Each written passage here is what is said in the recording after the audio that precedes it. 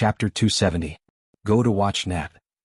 However, just as the yang qi and Buddhist powers of the Fan of Seven Treasures were suppressed by the yin qi and ghostly powers of the nine yin locust tree wood sword, a black fog suddenly surged out of the Fan of Seven Treasures.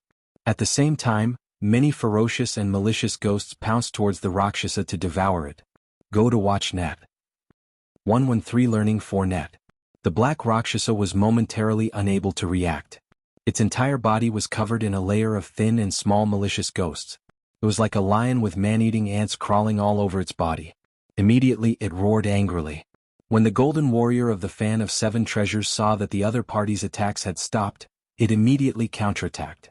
It threw the Vajra in its hand at the other party. The black Rakshasa was originally on par with the golden warrior. Previously, it was because Zhao Wuji had suddenly used his blood to nourish the ghosts that the nine yin locust tree wood sword had suddenly gained strength. It no longer held back as it attacked the other party, causing the golden warrior to retreat. However, such a thing could not happen again. When the ghosts refined by the Fan of Seven Treasures suddenly attacked, the black Rakshasa was immediately restrained. It was like an arrow at the end of its flight and could no longer fight to a draw with the golden warrior. Instantly the situation was reversed. All the cultivators present were dumbfounded. No one could understand how a Dharma artifact like the Fan of Seven Treasures, which was dignified, had deep Buddhist powers and extremely heavy yang qi, could refine ghosts and use them.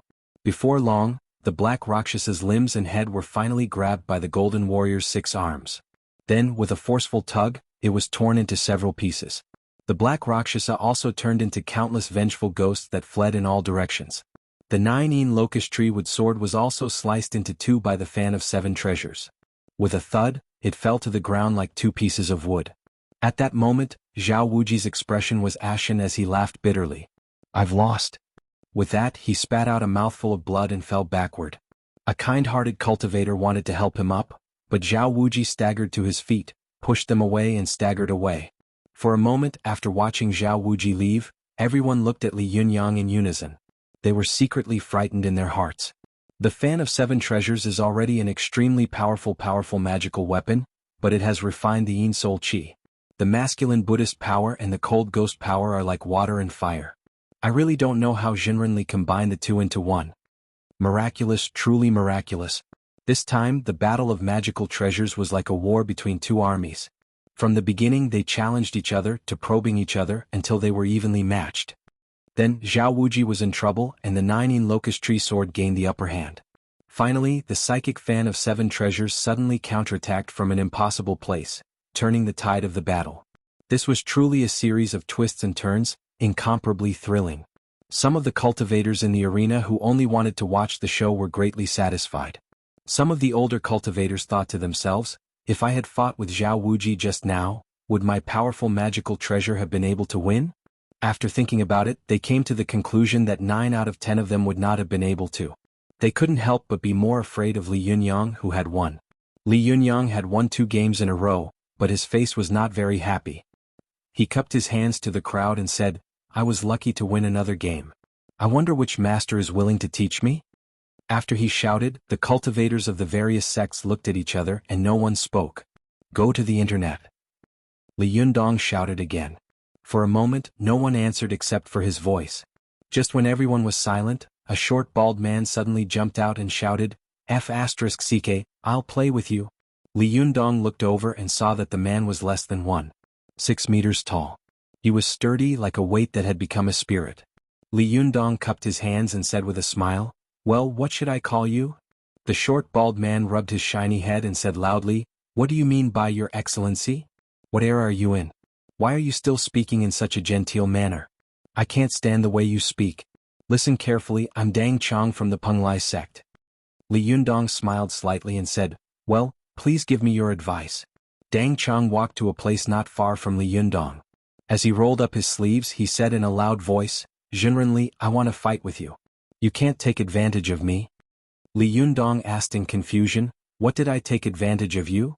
Dang Chong pointed to the Fan of Seven Treasures on Li Yundong's back and said, "I don't have any powerful magical weapons like the Fan of Seven Treasures or the Jiuyin Locust Wood Sword. I only have a pair of fists and a pair of feet. How about it, Jinrenli, let's compete with our fists and feet. I won't use any powerful magical weapons and you won't use any either. What do you think?" After he finished speaking, before Li Yundong could say anything, a disciple of the Fox Zen school who was not seriously injured shouted, "You shameless baldy! You don't have any powerful magical weapons, but our Jinren Li does. Are you going to let him have powerful magical weapons and not use them?" "That's right. You're so unreasonable. Jinren Li, don't be fooled by him. For cultivators, powerful magical weapons were weapons. If they fought with others without weapons in their hands, they would most likely be at a disadvantage." Even the cultivators of the other sects showed disdain on their faces. They thought to themselves, "This baldy is so shameless. How dare he use words to mock Li Yundong?" However, Li Yundong was proud of his powerful martial arts, so he smiled confidently and said, "Well, I'll fight with you." After saying that, he put the psychic fan of 7 treasures behind him and patted the end of the fan with his palm. With a thud, the psychic fan of 7 treasures sank into the ground like a pile driver. Li Yundong walked to the long line between the 2 big copper tripods and stood still. He cupped his hands and said, "Please?" After that, he put down his hands and didn't make any gestures. He just fixed his eyes on Dang Chong. Go to CNET. 7 KOM. Dang Chong saw that Li Yundong was standing in an unkempt manner, but his posture was as steady as a mountain. He had the bearing of a grandmaster. Dang Chong suddenly touched his forehead in surprise and said loudly, "That's strange. You're so young. How did you practice Kung Fu? Did you start practicing in your mother's womb? Hey, who is your master?" Li Yundong smiled and said, "Do you want to fight or not?" Seeing that Li Yundong was unwilling to tell him, Dang Chong smiled, stood up and said loudly, "Boy, be careful." After that, he suddenly exerted strength under his feet and threw a blast punch at Li Yundong. Li Yundong saw that although his punch was powerful and heavy, it was not as good as Lin Yu's. He didn't take the opponent's move and punched at the opponent's shoulder. Relying on his longer arm, he actually arrived first. Unexpectedly, just as Li Yundong's fist was about to hit the opponent, Dang Chong suddenly rushed in front of him, opened his mouth and spat out a fireball, heading straight for Li Yundong's face. Li Yundong was caught off guard. If it weren't for the great increase in his cultivation and the improvement of his foresight and divine sense, his face would have suddenly gone numb the moment Dang Chong opened his mouth. He subconsciously lowered his head, and Li Yundong would have been hit at this time. Li Yundong only felt the back of his head heat up, and the fireball flew past his head. He could even smell the burning smell of his head. Li Yundong was furious. Although he had lowered his head and exposed the back of his head and back to his opponent, he stood on one leg and smashed his other leg like a steel whip in front of Dang Chong, like a scorpion swinging its tail. With a snap, Li Yundong's foot firmly stamped on Dang Chong's face. Dang Chong saw that Li Yundong had dodged his extremely hidden attack and was about to chase after him again, but he was suddenly slapped in the face. He immediately took 2 steps back, wiped his face with both hands and shouted, "Damn it, what's going on?" At this time, everyone in the field came to their senses. The disciples of the Fox Zen school hissed, "The Penglai sect is so shameless. We agreed to fight with our fists and feet, but they secretly released magic. Shameless." The senior brothers of the prestigious sects were explaining to their junior brothers and sisters the magic of Li Yundong's lowering his head and flicking his tail just now. After Li Yundong forced Dang Chong back, he also shouted, "Didn't you say that we were going to fight with our fists and feet?" Dang Chong laughed. "I only said that magical items were not allowed to be used. I didn't say that magic was not allowed. Generally, all is fair in war. If you know how to use magic, you can also use it. Be careful." After that, he spat out another fireball. He spat out a mouthful of fire like a fire dragon, baring its fangs and brandishing its claws as it attacked Li Yundong. Before it reached him, Li Yundong felt a blazing aura blowing on his face, and his head was burned up. Li Yundong frowned secretly. He put his palms together, only his 2 little fingers were slightly bent inward, and his palms were slightly open. He shouted, "Bang!" It was the heavenly drum Thunder Buddha's handprint. This handprint suddenly struck out, and the fire dragon that was coming toward him suddenly shattered into many fireballs with a bang, scattering everywhere. The crowd suddenly burst into an uproar and exclaimed, "Mantra Mahamudra! This is Buddhist Kung Fu. Is this guy from the immortal and Buddhist sects? Is he from the Wulu sect?" The people in the field whispered to each other, but the fight between the two did not stop. After Li Yundong smashed the fireball with his palm, he stamped his foot on the ground, causing a few scattered candles on the ground to fly into the air. After grabbing them with one hand, Li Yundong quickly rushed toward Dang Chong. When Dang Chong saw Li Yundong rushing over, he immediately took a deep breath. His whole body inflated like a balloon, and then he suddenly spat out a mouthful of fire. This mouthful of fire was several times larger than before. Li Yundong felt all the hair on his body stand on end. He stamped his feet and flipped over Dang Chang's head like a flying swan. However, his hand holding the incense stick reached into the fire and lit all the candles. When he flew over Dang Chang's head, he pressed the incense stick on Dang Chang's head. Suddenly, with a sizzling sound, Dang Chang jumped up with a cry, grabbed his head with both hands and cursed, "Damn it, what's going on? My head is burning." Everyone saw that Li Yundong had burned several circular scars on Dang Chang's head, and they immediately burst out laughing. "Just right, scars match a bald head. Brother of the Penglai sect, you can find a temple and become a monk. You don't even need to change your clothes." The disciples of the Fox Zen school had been worried that Li Yundong would not be able to handle it, but now that they saw that Li Yundong had defeated 3 people in a row and 3 sects in a row, they were all excited and shouted, "Jinrenli, good job. Good lesson." The Fox Zen school had originally been full of yin and yang. There were many female disciples and few male disciples. Now that the only remaining fake male disciple, Gu Feng, had been killed by Lu Yi, when these women shouted, they were like cheerleaders and their voices were extremely harsh. The male cultivators of the major sects had strange expressions on their faces. They muttered to themselves, "This guy is really lucky with women. When the time comes, these fox spirits will be taken into the sect together. Won't they be happy? No, we can't let this guy take advantage of us like this." Ruan Hongling, who had been full of excitement and joy when she saw Li Yundong win, heard the loud shouts of the female disciples of the Fox Zen school, and her face immediately fell. She snorted and said, "What are you shouting for? A group of demons of the Fox Zen school are born to attract bees and butterflies." At this time, Li Yundong also pointed the incense stick in his hand at Dang Chang and said in a deep voice, "Do you admit defeat?"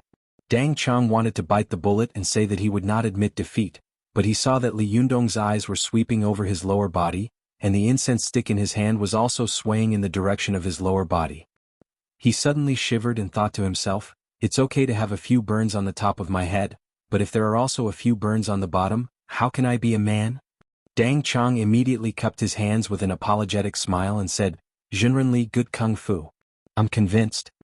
After he finished speaking, he walked off the stage. As he walked, he touched the scar on his head and gasped. Li Yundong threw away the incense stick in his hand and walked back to the long line. He cupped his hands and said loudly, "Who else?" At this time, if Li Yundong counted the 2 people he had killed before, he had already won 5 games in a row. The methods he used to win each game were different. There was the magical heavenly Jindan technique, magical weapon fighting, close combat, and even the Buddhist Mahamudra Kung Fu. The cultivators of the various sects present felt that Li Yundong was like a huge treasure vault, with endless means that he had not used yet. What was terrifying was that this young man was too strong on the spot. They really didn't know whether he was using it regularly or just normally. When Li Yundong first appeared, everyone was still full of disdain, especially when he had first challenged the major sections. The cultivators of the major sects had disdained to break through the long line drawn by Li Yundong. Instead, they had chosen to fight him head-on and defeat him head-on. The pride and conceit of the righteous sects deep in their hearts could be seen from this. However, after Li Yundong won a few games in a row, his momentum soared and everyone was more and more in awe of him.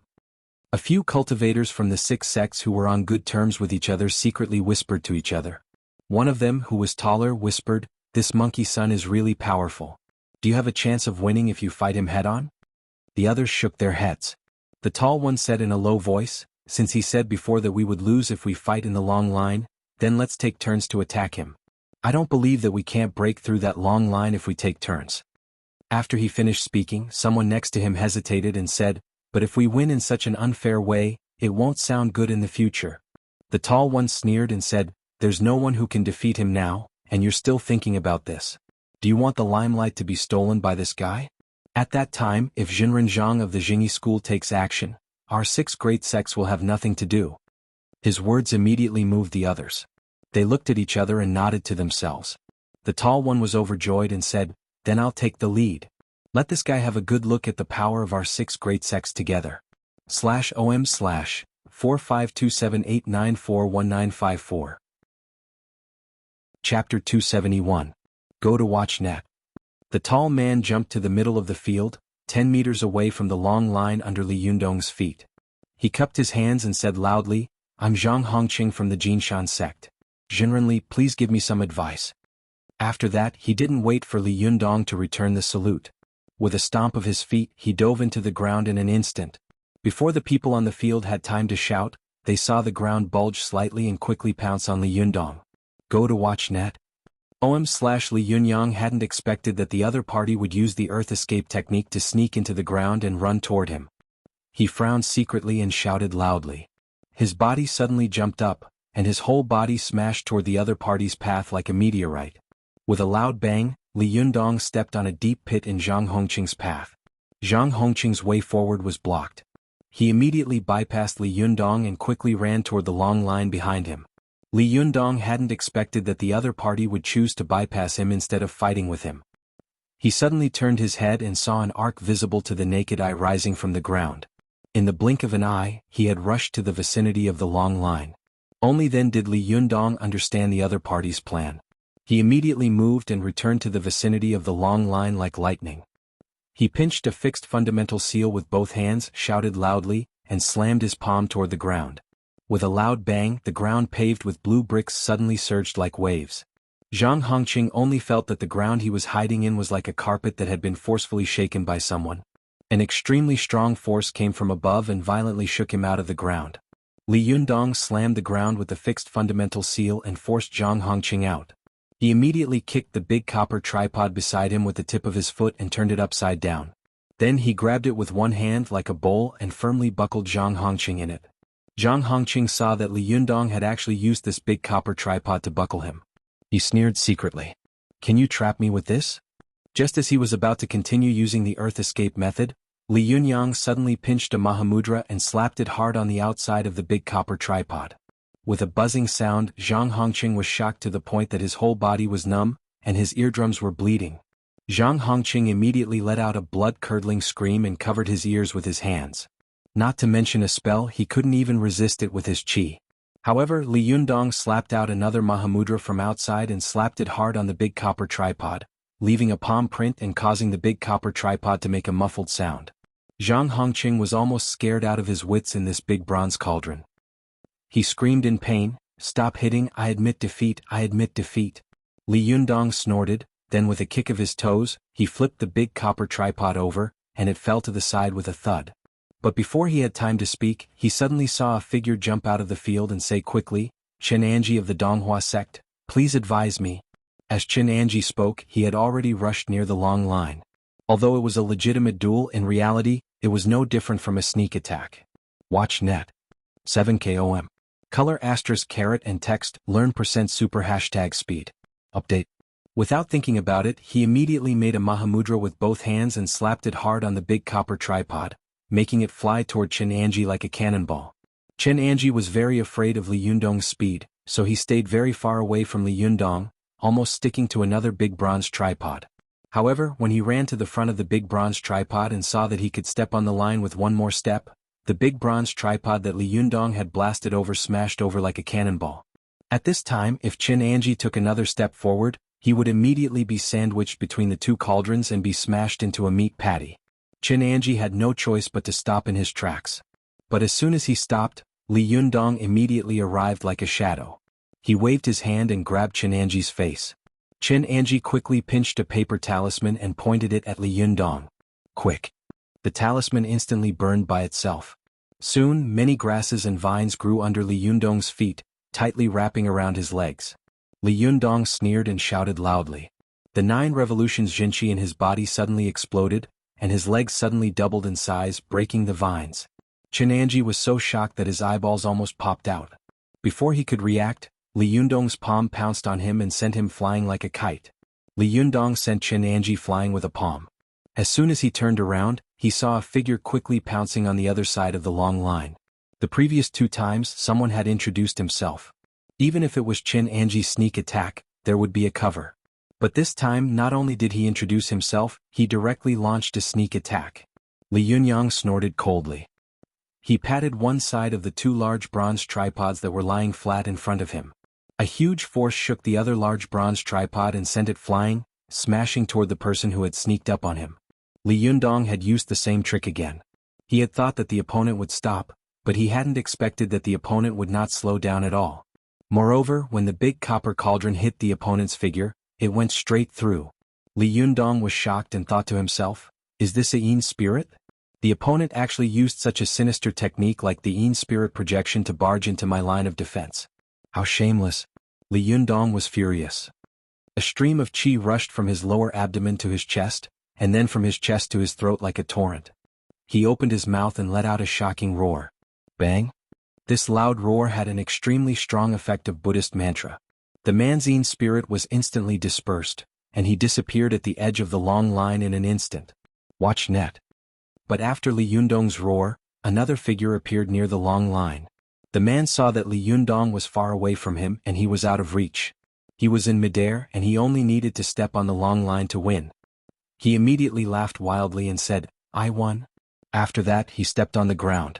Li Yundong's jinqi immediately surged out like a mountain torrent. He roared and slammed his palms on the ground, causing the blue bricks on the ground to surge like waves. His jinqi forcibly controlled the blue bricks on the ground and pulled them back like a carpet. When the man's feet landed, he had stepped steadily on the long line drawn by Li Yundong on the ground, but suddenly the ground surged, and the long line under his feet was forcibly pulled back half a meter. The man had no time to react. When his feet landed on the ground, the long line was half a meter away from him.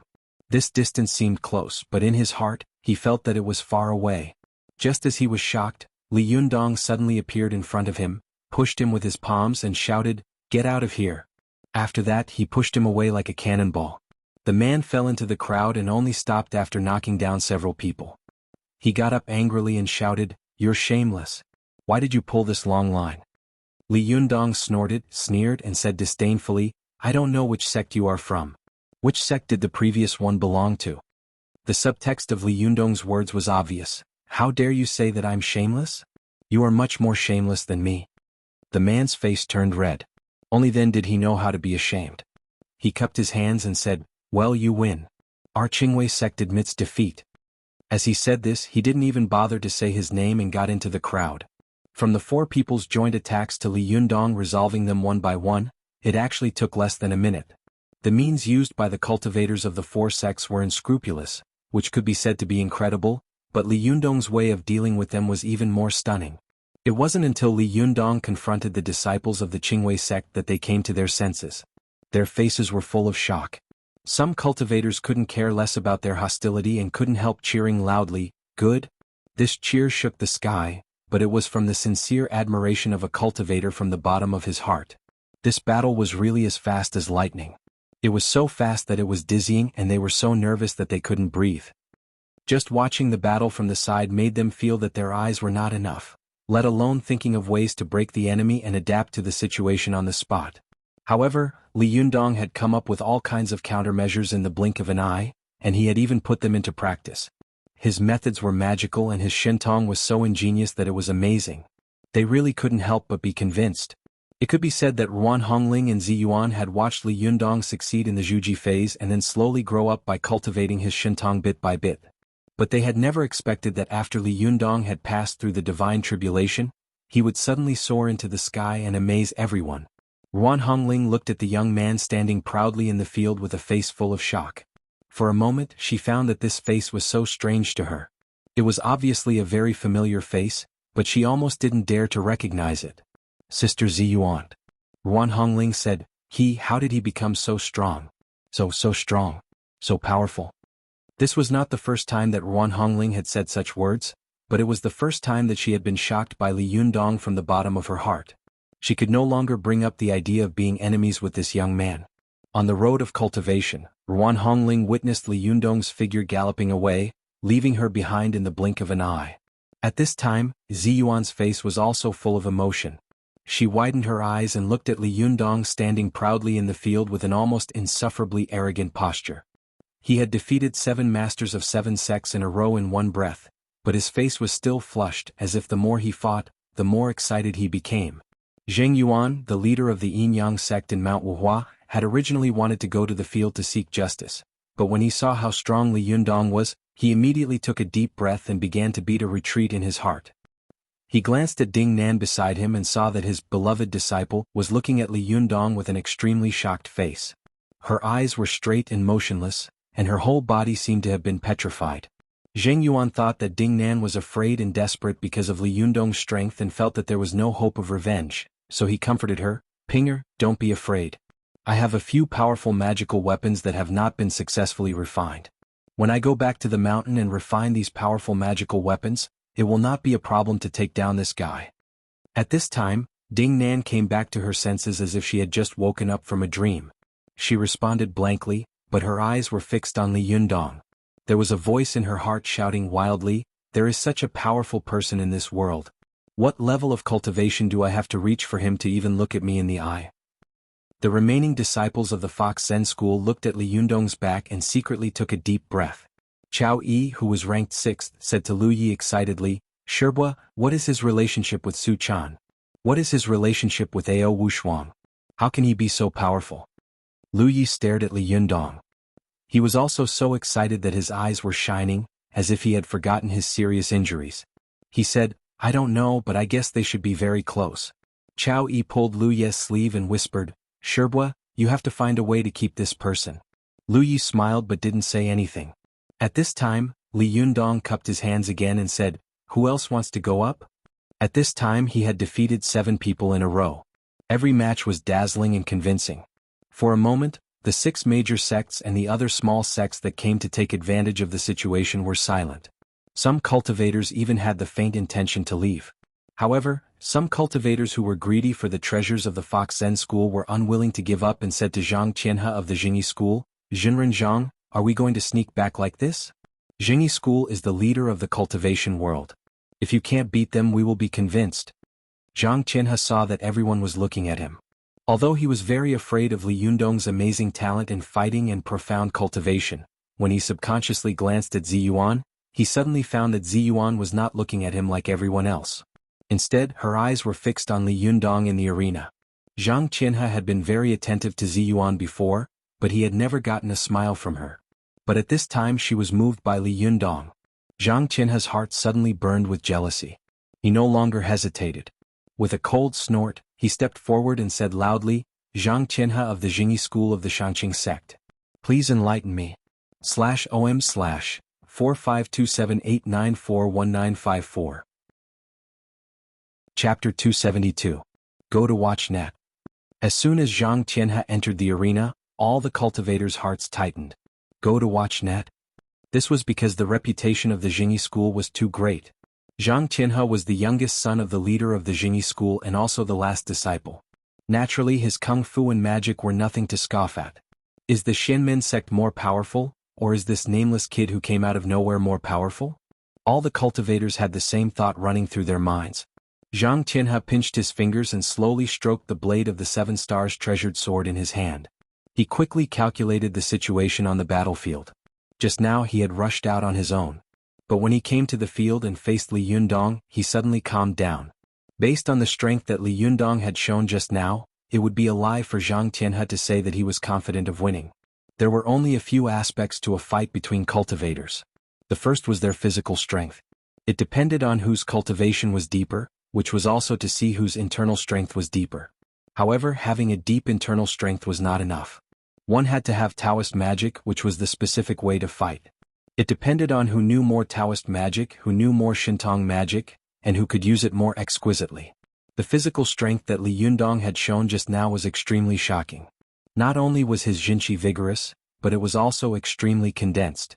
It was obvious that he had put in a lot of hard work in his cultivation, especially when he had controlled the blue bricks on the ground to move back half a meter like dragging a carpet. This was absolutely impossible to do without an extremely powerful and condensed Jinqi. The second was their powerful magical weapon.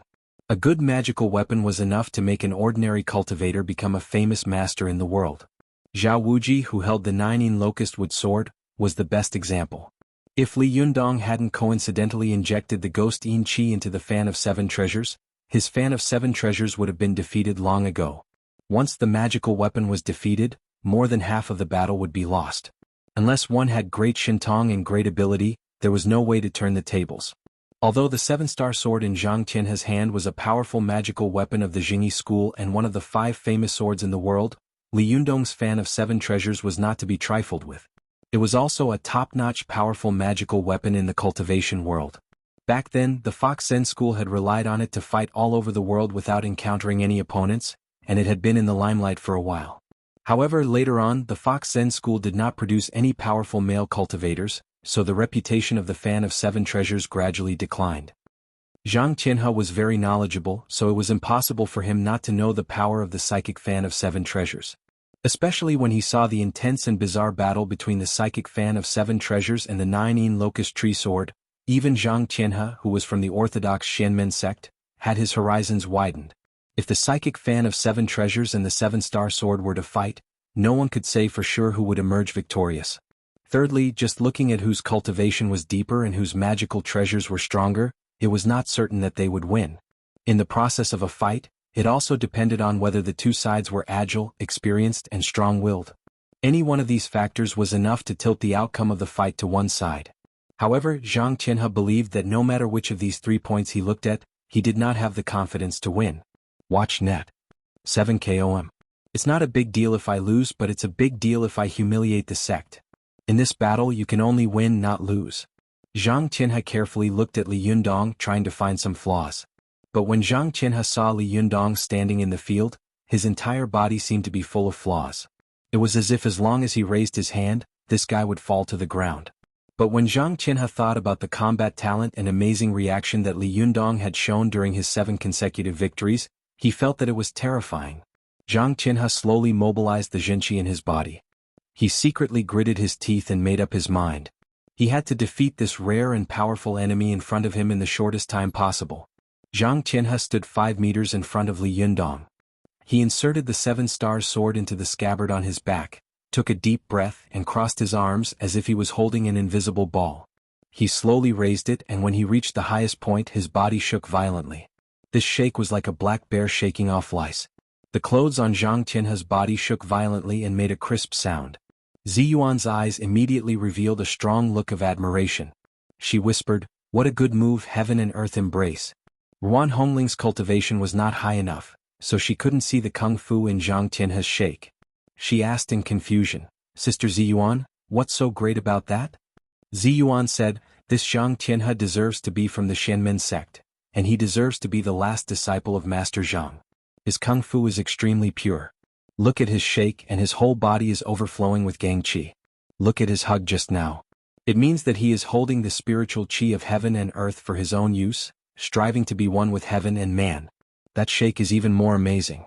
It shakes the gang qi all over his body into a soft effect, and the clothes on his body can actually make the sound of tearing through the air. It's amazing, really amazing." Ruan Hongling opened her mouth wide. Is Li Yundong his opponent? Ziyuan's face was solemn. "I don't know. Zhang Qianhe is undoubtedly the top cultivator of the younger generation. He is a strong opponent for Li Yundong. I can't guess who will win and who will lose when the two of them fight." While the two of them were talking in private, the cultivators of the various sects were also whispering to each other, guessing who would win between Li Yundong and Zhang Qianhe. Zhang Qianhe's shake revealed the authentic Xianmen sect's internal energy, and the momentum of his body suddenly rose to a peak. He opened his eyes, which were like lightning, and said loudly, "Zhenrenli, I'm sorry." After that, the 7-star sword behind him suddenly jumped out and floated in the air, staring at Li Yundong like a tiger watching its prey. It didn't take the initiative to attack, but just put on a defensive posture. Zhang Qianhe's waist suddenly twisted, and his upper body was extremely low. His body was undulating, and his arms were stretched backward like flowing clouds. Ziyuan suddenly widened her eyes and sent a private voice transmission to Li Yundong. "This is the wind body cloud hand." Li Yundong hit him in the middle. "Don't let his luck succeed." When Li Yundong heard Ziyuan's words he frowned slightly. He wanted to reply, but he didn't know how to send a private voice transmission, so he just glanced at Ziyuan. "Go to C. Color ** and text, learn %super #speed. Update. Ziyuan seemed to understand what Li Yundong was thinking and shouted anxiously, "This is the 5 thunders spell." He was summoning lightning. Be careful. As soon as Ziyuan finished speaking, she heard a loud crack in the sky and the sound of thunder rumbled. Li Yundong was shocked. He suddenly looked up and saw dark clouds rolling in the sky above his head, and thunder and lightning were rolling in them. However, Li Yundong was a person who had gone through divine tribulation, so his fear of this level of heavenly thunder was greatly reduced. In his heart, he even vaguely felt that he didn't have to be afraid of heavenly thunder of this level. He could even control it. As soon as this thought came to his mind, he took a deep breath, and all the jinqi in his body rushed out from the top of his head like a beacon of smoke.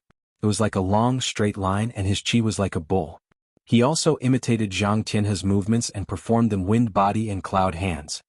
When the cultivators of the various sects saw that Li Yundong's movements were exactly the same as Zhang Tianhe's, they suddenly burst into an uproar. The two disciples of the Jingyi school who followed Zhang Tianhe widened their eyes and shouted, "Impossible! How can he also know the wind body and cloud hands?" Hua Tuo had created the 5 animals play by watching birds and beasts, Zhang Sanfeng had comprehended the Tai Chi magic by watching turtles and snakes, and Ji Ji had created Xingyi boxing by watching 2 chickens fighting.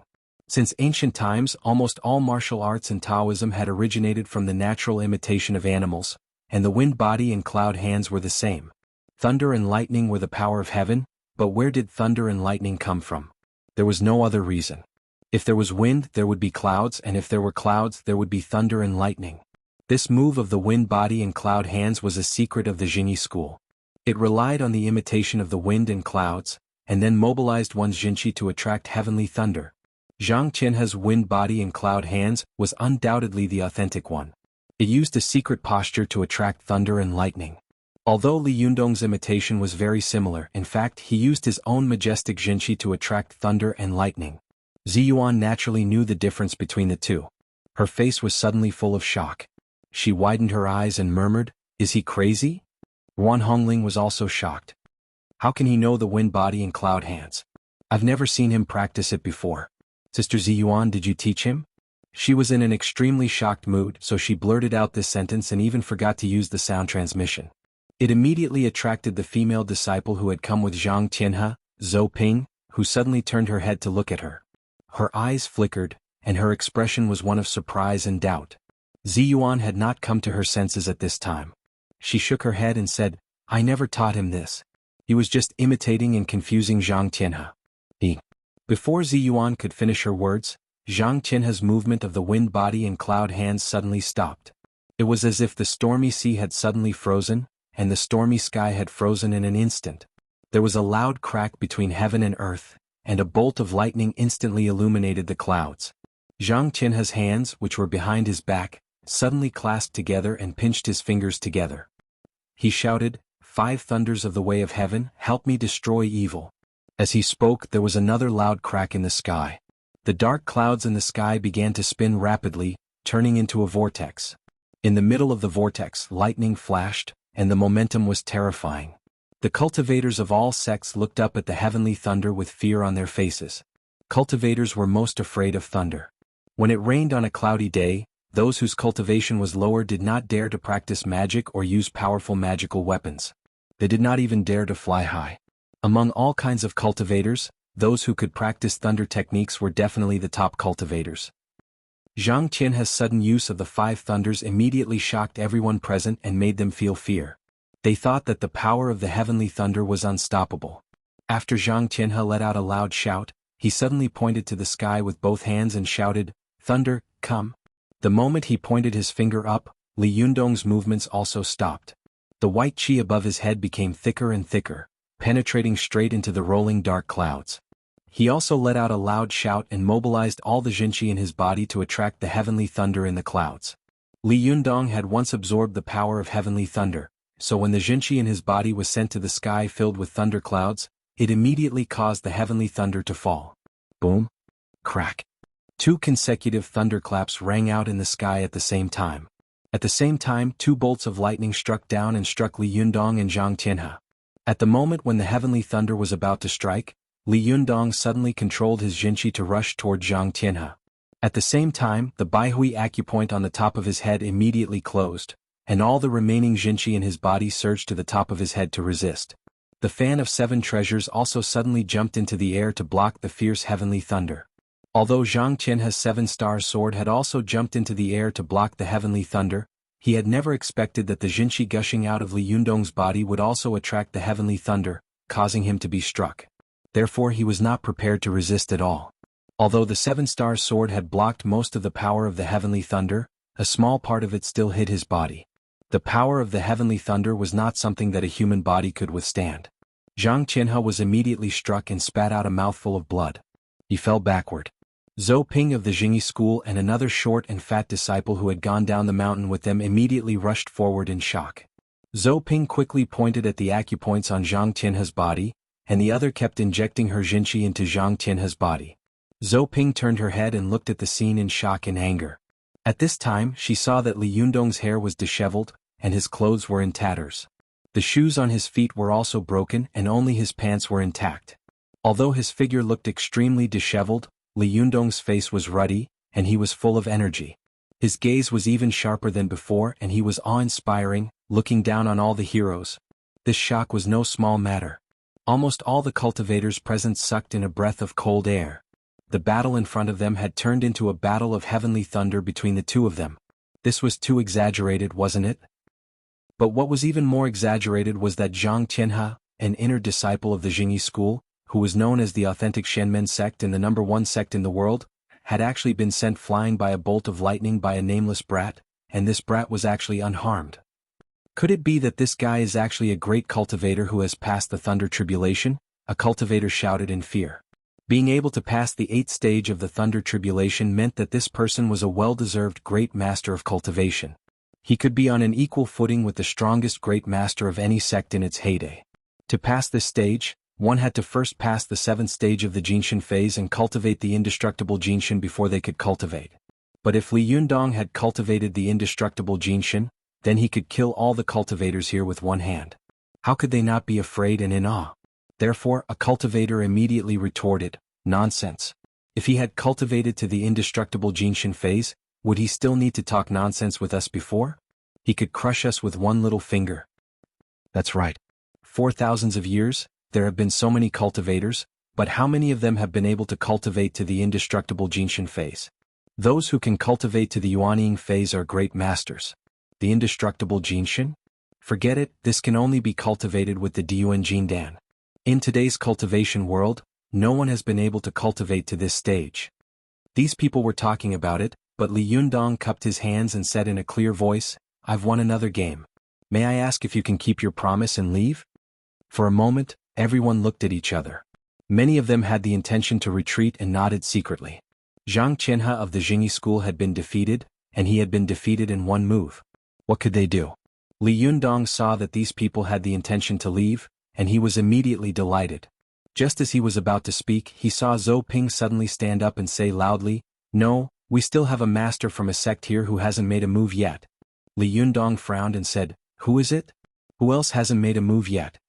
Zhou Ping sneered, pointed behind her and said loudly, "Ziyuan of the Linggong sect of the Jingyi school, /OM/4527894194."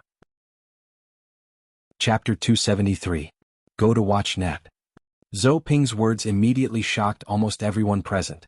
The cultivators of various sects couldn't help but think, yes, isn't Ziyuan the strongest master of the younger generation in the cultivation world? Why didn't she make a move? Ruan Hongling saw that Zhou Ping had brought the flames of war to Ziyuan, and she didn't want Li Yundong and Ziyuan to fight, so she immediately jumped up and said angrily, "What do you mean by that?" Zhou Ping sneered. "What do I mean? I was going to ask you what you meant by that. Just now, I saw that you were quite concerned about Li Yundong who was protecting the evildoers of the Fox Zen school. May I ask, Jinren Ziyuan, as the eldest Shiji of the Linggong sect of the Jingyi school, how should you explain this?" Ruan Hongling said angrily, "Does my sister Ziyuan still need to explain to you?" Zhou Ping snorted. She cupped one hand in the other before her chest and said to the cultivators of the various sects in a low voice, "Everyone look. The people of all the major sects have made a move, but the Linggong sect has not. If this isn't favoritism, then what is? If you say that they didn't collude with this guy, I won't believe it." Ziyuan usually treated any cultivator coldly, and she never smiled at male cultivators. In addition, her cultivation quotient was extremely high. Although she treated people coldly, she was polite and well-mannered, so she had a good reputation in the cultivation world. Watch net. 7KOM. When Zhou Ping said this, the eyes of the cultivators from all sects immediately fell on Ziyuan's face. They all looked at her doubtfully. Ziyuan secretly frowned. She knew that she had been forced into a corner by Zhou Ping, and she had no choice but to fight. Ziyuan stretched out her hand and stopped Ruan Hongling, who was about to say something else. She said lightly, "Since the Pope's fellow disciples have said so, I won't hide it anymore." Ruan Hongling opened her mouth to speak, but Ziyuan glared at her fiercely. She immediately closed her mouth in anger and glared at Zhou Ping fiercely. She walked to the center of the field and cupped her hands to Li Yundong from 10 meters away. She said in a clear voice, "Jinren Li, it's my honor to fight with you. Please don't show any mercy." Ziyuan's words were full of subtext. She meant to tell Li Yundong, "If you show mercy at this time, I won't be able to explain myself." But Li Yundong just understood it the other way round. He hadn't expected that Ziyuan would actually take action in person. In Li Yundong's opinion, Ziyuan was not only beautiful like a fairy, but also dignified and steady. She could be called a teacher and a friend to him. Ziyuan had a very high position in Li Yundong's heart, only below Su Chan. He absolutely did not want to fight with her here. Therefore Li Yundong interpreted Ziyuan's words as, "Hey, we are friends. In this kind of place we can just put on a show. You have to be merciful." Thinking of this, Li Yundong cupped one hand in the other before his chest and said, "Well, I was just about to ask Jinren Ziyuan for advice." Ziyuan nodded slightly, and her expression became cold in an instant. She narrowed her eyes slightly, and a sharp divine light shot out from her eyes. Like a sharp arrow, it pierced Li Yundong's eyeballs and made him feel a faint pain. Li Yundong subconsciously blinked his eyelids. Go to CNET. 7 KOM. 113 Shui 4 net. In an instant, Ziyuan suddenly burst into action. When Ziyuan didn't move, she was as quiet as a virgin. She stood there gracefully, and others only felt that she was like a weak willow in the wind, as if a gust of wind could blow her up. But at this time she suddenly moved. The people on the sidelines only felt that Ziyuan seemed to have turned into a wave in an instant, fiercely pouncing on Li Yundong like a raging storm. When Li Yundong opened his eyes again, he saw that Ziyuan's figure had swayed from 1 to 2, and then from 2 to 3. The flowing cloud sleeve in her hand was like a raging wave, surging toward Li Yundong. Li Yundong was stunned for a moment. Without thinking, he immediately took a step back. Ziyuan's flowing cloud sleeve rushed in front of Li Yundong's face. This attack suddenly missed, but the shock made the muscles on Li Yundong's face flow. Li Yundong was shocked. Is this fairy sister for real? Before he could react, he saw Ziyuan immediately rush forward and catch up with him again. The flowing cloud sleeve in her hand shook again, and the tip of the sleeve whipped toward Li Yundong like a steel whip. Li Yundong took another step back and Ziyuan missed again. This time it was Ziyuan's turn to be stunned.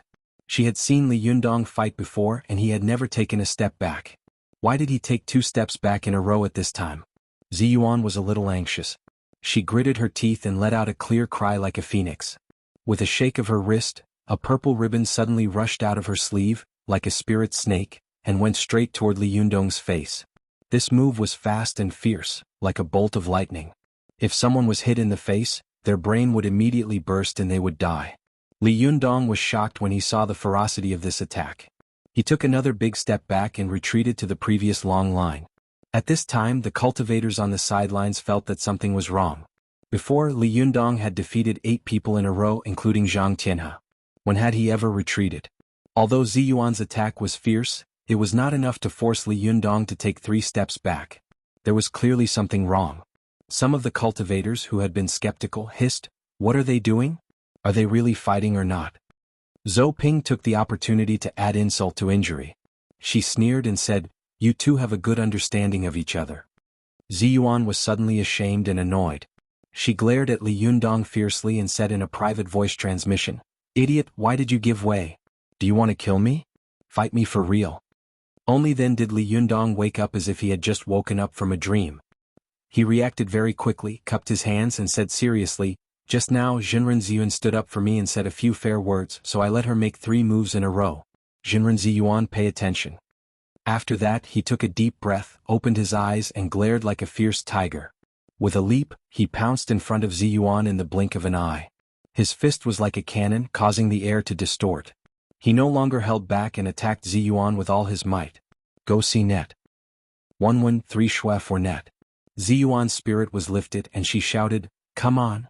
Her body swayed and in an instant she turned into an afterimage. Li Yundong shattered Ziyuan's afterimage with a punch, and immediately felt that the afterimage quickly turned into countless purple ribbons that wrapped around his body, as if they wanted to tie his hands and feet. With a thought from Li Yundong, the fan of 7 treasures immediately jumped up.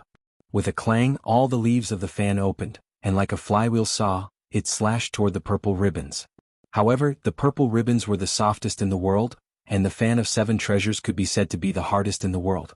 The fan of 7 treasures could only cut off 2 of them, and the purple ribbons that were binding Li Yundong were wrapped around itself. For a moment, the 2 magic treasures were tangled together. The fan of 7 treasures struggled desperately, and its leaves kept opening and closing like a saw chain. After a while, the purple ribbons were cut off, but the purple ribbons quickly closed and continued to tightly wrap around the fan of 7 treasures like vines wrapping around a tree. Li Yundong and Ziyuan were fighting. He knew that Ziyuan's magic was extremely powerful. If they fought at a distance, he would most likely be no match for her.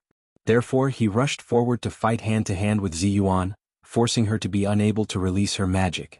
However, to Li Yundong's surprise, Ziyuan's kung fu was excellent, and she was proficient in the 8 trigrams palm. Her feet moved as if she was walking on mud, and her movements were as smooth as flowing clouds and flowing water. Her legs crossed like scissors, and there was a strong sense of strength in her speed. Ziyuan's body was like a top, spinning around Li Yundong. Her movements were twisting, spinning, turning and flipping like a butterfly flying through flowers. Her hands pierced, stabbed, chopped, lifted, horizontally hit, buckled, flipped and supported like a pair of ghostly whips. Li Yundong was surrounded by Ziyuan in the middle, and he was attacked from all directions. However, he did not panic, nor did he play a game of circling with Ziyuan. He just took a breath and closed his eyes. The hair all over his body was as sensitive as a radar, sensing the aura around him. As long as there was a hair that exploded, he would immediately punch in the direction of the explosion. He had to deal with all kinds of changes with constancy, and he could defeat 10 people with his strength. Every time Ziyuan was about to hit Li Yundong, he would always be able to arrive first and attack her vital parts with a punch, forcing her to turn around to save herself. But when Ziyuan wanted to pull away, Li Yundong could immediately sense it and took the initiative to lean on her, fighting with her. For a time, the 2 of them were fighting back and forth in the field, and the fight was wonderful. There were several times when Ziyuan was about to hit, but Li Yundong was always able to predict the future and control the enemy from behind. In the face of Li Yundong's fierce counterattack, Ziyuan was about to be hit in the vital part several times, but she always turned over to avoid it with her unpredictable figure. Between the 2 of them, one was firm and fierce, and his punch was like the collapse of a mountain. However, within this firmness he was able to produce a gentle force, which allowed him to not use too many moves. After a strike missed, he could quickly turn around to defend, and then launch another fierce attack. It was like the surging sea, wave after wave. His defense was like an abyss, and his offense was like the tide. The other was soft and continuous like flowing water, but in this softness, there was a masculine force. Every time Ziyuan attacked, her cloud hand was like a steel whip, and her sleeves would make a crisp sound of breaking through the air. It was clear that the soft force in her body had been cultivated to the extreme, so it was strong. When the 2 of them were fighting, Li Yundong's face was red, and a white qi rose from the top of his head. This white qi was condensed and did not dissipate. In the fight with Ziyuan, he gradually changed from being passive at the beginning to taking the initiative to attack. Now the 2 of them were fighting each other, attacking and defending each other. The more Ziyuan fought, the faster her figure became. From time to time she would take the time to cast 1 or 2 magic spells. As for Li Yundong, he became more and more excited. From time to time he would mix in a few big handprints and slap Ziyuan's magic spells away. At this time, everyone on the sidelines was staring at the field with their eyes wide open. No one spoke for fear of missing any of their movements. The field was silent and everyone was fascinated. Some people looked at Ziyuan and couldn't help sighing. Jinren Ziyuan is known as the strongest master of the younger generation in the cultivation world, and it's really not a coincidence. Some cultivators who had fought with Li Yundong sighed, especially Du Fei of the Chuanjin sect of Dragon Gate. He was originally a little unconvinced, but at this time, seeing such a fierce battle between Li Yundong and Ziyuan, he was really convinced. It turns out that Ziyuan hasn't used her full strength just now. More cultivators saw that Li Yundong had fought continuously, and at this time he was fighting Ziyuan. Not only did he not show any signs of weakness, but he also became braver. The more he fought, the more powerful his Jinchi seemed to be. This made all of them change their expressions. Is this guy a monster? Doesn't he know how to be tired? How strong is his Jinchi? It's so bottomless. This is really terrifying. Just as they were sighing, The winner of the battle between Li Yundong and Zi Yuan was suddenly decided for no reason. When Zi Yuan slapped at Li Yundong's waist for some reason, Li Yundong didn't dodge. Instead he let go of his flaw and let Zi Yuan hit him. Zi Yuan was slightly stunned. Just as she was about to hit Li Yundong's waist, her palm moved and missed the position of his kidney. She slapped the side of Li Yundong's waist. But as soon as she slapped down, she immediately felt a very powerful force rebound from Li Yundong's body. Zi Yuan was shocked. He has fought with others so many times, but he still has such a powerful Jinqi. However, Li Yundong deliberately showed a flaw. The moment Zi Yuan hit him, the Jinqi in his body, which had been cultivated by the heavenly Jindan technique, suddenly burst out to fight back. Li Yundong roared and threw a punch at her. This loud roar made everyone's heart skip a beat. Li Yundong's punch squeezed and twisted the air. Zi Yuan only had time to block it with both hands before she was blasted away by this force. The crowd suddenly burst into an uproar. They couldn't believe their eyes. Even Jinren Zi Yuan has been defeated? Ruan Hongling was shocked and immediately flew to support her. She saw that after Zi Yuan landed, she staggered and a trace of blood flowed out of the corner of her mouth. Ruan Hongling immediately said angrily to Li Yundong, "How could you be so ruthless?" Li Yundong was also shocked. He subconsciously wanted to go up and check on Zi Yuan's injury, but he quickly reacted and stopped his steps. He just cupped his hands and said lightly, "Thank you for letting me win." Ruan Hongling raised her eyebrows. Just as she was about to curse, Zi Yuan held her down and forced herself to say, "Jinrenli is so powerful. I admit defeat." As she said this, she waved her hand and recalled her personal powerful magical weapon. Then she turned around and flew away. Ruan Hongling also flew away with her. The two of them turned into a beam of blue light and flew far away. Ruan Hongling complained, "Sister Zi Yuan, you don't have to put on such a realistic act for that guy, do you? I thought you were really injured." However, Zi Yuan's face was solemn. She shook her head slightly and said, "No, that was Li Yundong's full-force attack just now. With the strength of his Jinqi he could condense it into a punch. The power was so great that I couldn't resist it." Ruan Hongling was shocked. "What? You were really injured by him?" Zi Yuan nodded gently and frowned slightly. "Yes, I'm going back to meditate in seclusion to heal." Ruan Hongling stomped her feet and said angrily, "Sister Zi Yuan, how could this guy be so ruthless?" "No, I'm going to make trouble for him." Zi Yuan glared at her angrily. "How can you make trouble for him? Now even I am no match for him." As she said this, she suddenly sighed, and there was a meaningful and complicated look in her eyes. From today on he will become famous after this battle. From now on his name will be known all over the world. /OM/4527894194. Chapter 274. Go to WatchNet. Zi Yuan took the lead to leave, making the cultivators of the major sects unable to stand still. Zhou Ping saw that Zi Yuan was bleeding from the corner of her mouth. Li Yundong's punch just now was so powerful that no one on the field could stop it. It was obviously not a fake fight. She couldn't say anything more, just stamped her feet and snorted. "You're ruthless. Our Jingyi school will get back at you sooner or later. Li Yundong, don't get too cocky." She shouted to the short and fat disciple beside her, "Let's go." With that, the three of them quickly flew away. WatchNet. 7KOM. For a time, the people of the Jingyi school and the Linggong sect of the Jingyi school also left. Two top masters and several experts on the field had left, and the people of the other sects also retreated one after another. Du Fei of the Chuanjin sect of Dragon Gate was the first to salute and said, "Jinrenli, today you forced yourself to come forward and defeated 9 masters of our major sects in a row. Your magical power is amazing. However, I have a few words to say, but I don't know if I should say them." Li Yundong's face was solemn. He cupped his hands and said, "Please speak." Du Fei said loudly, "Today we, the Chuanjin sect of Dragon Gate, will let bygones be bygones for the time being. But in the future, I hope that Jinrenli will advise the Fox Zen school not to do evil and not to do petty things. Otherwise it won't be so easy to talk to next time. No matter how powerful you are, don't even think about making our sects give up." Li Yundong said in a deep voice, "Of course." Du Fei snorted, then turned to the Chuanjin Dragon sect and shouted, "Let's go."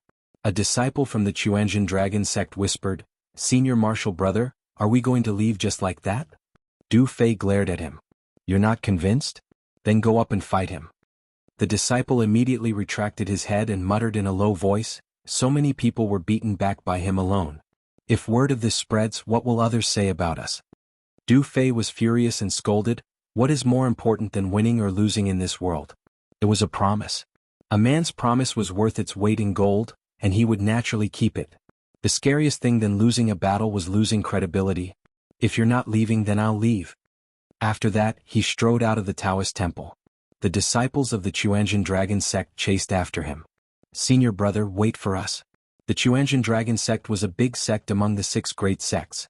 As soon as they left, there was a large empty space. The cultivators of the other sects looked at each other. Watch net. At this time, the short, fat Dang Chong jumped out, cupped his hands and said with a smile, Junrenli, thank you for showing mercy just now. We, the Penglai sect, are convinced. Goodbye. Before he could finish his words, a cultivator mocked, You are the only one in the Penglai sect. What are you pretending for? Dang Chong acted as if he didn't hear this. He smiled and touched the scar on the top of his head, shaking his head as he walked away. As soon as he left, the Jinshan sect also took their leave. Then the cultivators of the major sects left like a tide. Only some cultivators who were greedy for the powerful magical weapons of the Fox Zen school reluctantly looked back after every step. Jing Yuan, the leader of the Yin-Yang sect in Mount Wuhua, stared at Li Yundong with sparkling eyes. No one knew what he was thinking. At this time, Ding Nan saw that Li Yundong had single-handedly forced back so many people from the major sections. He stood alone in the field and looked down at all the heroes. He could really be considered a hero. Duguchiobai. For a moment, her heart was in a mess, as if a bottle of flavors had been knocked over. Ding Nan whispered to Zheng Yuan, Master, are we still not leaving? Zheng Yuan narrowed his eyes and said in a low voice, You go first. I'll be there in a minute. Seeing that the cultivators had left one after another, Li Yundong turned around and walked quickly to Lu Ye's side. After his series of battles, although Lu Yi looked very encouraged and nervous, when the victory was decided, he breathed a sigh of relief and suddenly couldn't take it anymore. Li Yundong saw that Lu Yi was breathing less and more. He nervously grabbed Lu Ye's hand and wanted to transfer Jinqi to him. However, Lu Yi struggled to wave his hand and said with difficulty, You want to find Su Chan's whereabouts. I know. But I have a presumptuous request. For the sake of me, an old man who is about to die, please promise me, okay?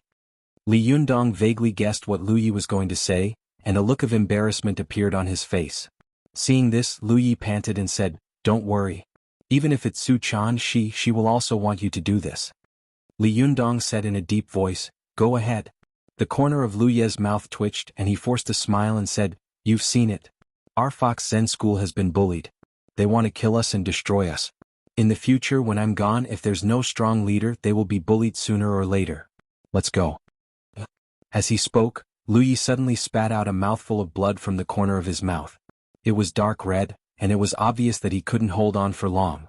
He suddenly grabbed Li Yundong's hand tightly and said, Do you want Su Chan to lose her sect in the future? If you take over the Fox Zen school and become the leader, Su Chan will be very happy. Li Yundong frowned and said, But I'm so young and... He wanted to say, I'm not a fox spirit, but he glanced at the other disciples of the Fox Zen school around him and didn't finish his sentence. Lu Yi seemed to know what Li Yundong was thinking. He gasped and said, Extraordinary times call for extraordinary things. Right now, there is no one more suitable to be the leader of the Fox Zen school than you. If you don't take over, the danger of the Fox Zen school's destruction will come tomorrow. I won't die in peace. Chao Yi, who was standing to one side, also said with tears in her eyes, Sherbua leader, don't say any more. At worst, we can hide our identities in the future. If the Fox Zen school disappears, let it disappear. After she finished speaking, the other female disciples of the Fox Zen school also covered their mouths and sobbed. Li Yundong couldn't bear to see women cry, especially a group of beautiful women. He immediately sighed and said, Well, I'll try my best. If there is a better candidate in the future, I will pass the position of the leader to him. Seeing Li Yundong agree, Lu Yi immediately relaxed. He also loosened his old thin hand that was holding Li Yundong tightly and slowly lowered it. He murmured softly, In the future, you have to treat them better and lead them to the right path. If there are any disobedient ones, you can deal with them no matter how you deal with them. In addition, Su Chan is in Dongwu City. The more Lu Yi spoke, the lower his voice became. Gradually, he lowered his head and finally fell silent. Li Yundong felt his pulse and found that there was no pulse at all. It was obvious that he had passed away. He suddenly became anxious. Hey, where is Dongwu City? Can you finish your sentence? F***ck, is it true that all the people who are about to die are half-hearted? At this time, the remaining disciples of the Fox Zen school burst into tears. For a moment, the Taoist field was gloomy, and the sound of crying shook the sky. Li Yundong sighed, shook his head, stood up and remained silent. Chao Yi, the sixth disciple of the Fox Zen school, was obviously the best at making decisions among the disciples. She stood up, wiped her tears and asked, "Leader, what should we do now?" 2 days ago, Li Yundong was still a college student. Now, in the blink of an eye, he had become the leader of a cultivation sect. This change in identity and role made him a little uncomfortable. Li Yundong smiled bitterly and said, "Don't call me leader. Just call me Li Yundong." Chao Yi took a step back, shook her head and said respectfully, "There is a difference in seniority." Then she said to the other disciples of the Fox Zen school, "Everyone come and pay your respects to the leader." The disciples of the Fox Zen school stood up one after another and stood side by side with Chao Yi. They bowed to Li Yundong, causing him to hurriedly say, "You don't have to do this, you don't have to do this." However, Chao Yi insisted, "Our Fox Zen school has suffered such a disaster. Although our vitality has been greatly damaged and our sect has withered, etiquette cannot be abolished. If the leader doesn't agree, we won't get up." Li Yundong had no choice but to let them be. Seeing a group of beautiful women in Taoist robes kowtow to him, he felt very strange. After they finished bowing, Chao Yi got up and introduced the disciples of the Fox Zen school to Li Yundong one by one. These disciples were all women. There were 11 of them including Chao Yi. All of them were so beautiful that Li Yundong was dazzled.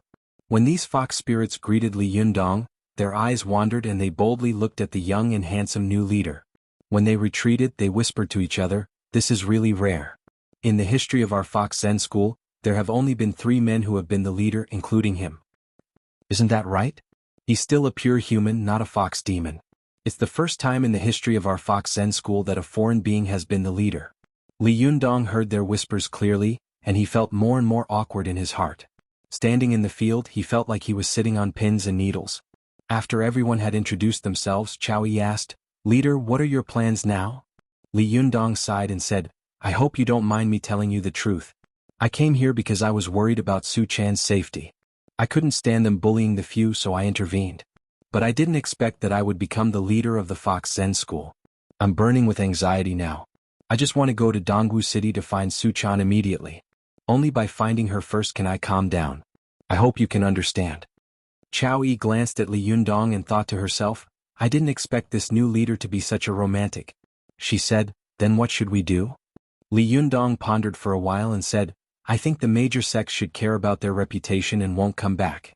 But if there are any thieves with ulterior motives coming, you might as well disperse first and come back after the limelight has passed. I'll wait for you here. I'll go to Dongwu City to find Su Chan and come back. What do you think?" Chao Yi opened her mouth and wanted to object, but she saw that although Li Yundong's tone was one of negotiation, his eyes were firm. It was obvious that he had made up his mind, so she changed her mind and said, "There's no need to disperse. Although the major sects are a little shameless, they still have credibility. Even if there are some thieves coming, we can deal with them. Leader, please come back quickly. Our Fox Zen school can't be without a leader." Li Yundong smiled and said, "It's a group of foxes without a leader." Chao Yi smiled slightly. Just as she was about to speak, her expression suddenly changed. She shouted at the person behind Li Yundong, "Who is it?" Li Yundong turned around abruptly, only to see a cloud of black smoke quickly passing by Yi Yu's body. Chao Yi pointed at the black smoke, and 2 short thorns quickly shot out of her sleeves. The thorns stabbed into the ground with a thud, but they missed. After the black smoke passed by, it let out a burst of laughter. Before Li Yundong could chase after it, it quickly left. The black smoke went all the way to the foot of the mountain before slowly condensing into a human figure. It was Jing Yuan of the Yin-Yang sect. Jing Yuan looked at the Fox Zen school on the top of the mountain and laughed. He waved to Ding Nan, who was standing not far away, and said, "Pinger, let's go." Ding Nan looked at him in confusion. "Master, where did you go just now?" Jing Yuan proudly took out a golden hairpin from his sleeve and shook it in front of her. "Look, what is this?" Ding Nan looked at it and saw that the golden hairpin was about 5 inches long. Its tip was faintly flowing with silver-gray light, and its tail was a phoenix tail pattern with a golden tassel hanging from it. It looked exquisite. Ding Nan asked curiously, This seems to be the powerful magical weapon that Yan Fang used to sneak attack Yiyu? Zheng Yuan laughed and said, yes, this is the threaded hairpin of soul traversing of the Fox Zen school. It's a good powerful magical weapon. How could I, Zheng Yuan, return empty-handed from this trip? Good Pinger, when we return to the mountain, I will pass this powerful magical weapon to you. Then you will know the magic of this powerful magical weapon. After that, he reached out to pull Ding Nan's wrist. When their skin touched, Zheng Yuan intentionally scratched her palm with his fingers. Ding Nan smiled slightly as if she hadn't noticed it, but she sneered in her heart, old pervert, how dare you have any ideas about me? You must be tired of living. I should go find the little girl next. Chapter 275. Go to watch Nat. Chao Yi quickly rushed to Yiyu's body, took a look, stamped her feet and gritted her teeth. I don't know which shameless person took away my Shiji's threaded hairpin of soul traversal. Luckily I discovered it in time. Otherwise, junior sister Yiyu's icy Vajra wheel would have been seized by him. After that, she thought of something and picked up the Vajra wheel beside Yiyu. She held it in front of Li Yundong with both hands and said, Leader, this is my shimmy Yiyu's powerful magical weapon. Please accept it. Watch Nat. Li Yundong frowned but didn't take it. He asked, why don't you keep your shimmy's things for me? Chao Yi said, this powerful magical weapon was left to shimmy Yiyu by the former leader. Now that the former leader and Yiyu are dead, it is naturally handed over to the current leader, that is, you, to keep. In the future, if you have your own disciple, you can pass on this magical treasure and make it flourish. After pondering for a while, Li Yundong took the Vajra wheel with both hands and felt that it was heavy. The shape of this powerful magical weapon was very much like a crescent moon when the moon was waning. One side was silver, with a beautiful flying bodhisattva painted on it, and the other side was gold, with a ferocious and brave Vajra Arhat painted on it. Li Yundong stroked the Vajra chakram with his fingers, only to feel that it was cold to the touch. Especially when his fingertips touched the blade on the outside of the Vajra chakram, he suddenly felt a threatening chill from the blade, which made his hair stand on end. This magical weapon is really strange. Li Yundong said, pointing at the serrated blade on the inside of the Vajra chakram. Why are its serrated teeth inside? Chao Yi smiled slightly and said, in fact there are also serrations on the outside, but the serrations are so small that they are almost invisible to the naked eye. Once it rotates, this Vajra wheel can cut almost any hard object. The inner serrations are actually more used to lock the opponent's weapon in combat. Sect leader, you can experience the wondrous uses of this magical treasure in the future after you subdue it. Li Yundong nodded. He wanted to put the powerful magical weapon away, but he felt that it was inconvenient. I run around with the fan of 7 treasures on my back all day long. It's already very annoying. I can't run around with this thing on my back, can I? If the police see this, they'll probably arrest me as a controlled object, right? Chao Yi covered her mouth and laughed. As the leader of a sect, are you afraid of the secular police? Li Yundong spread his hands.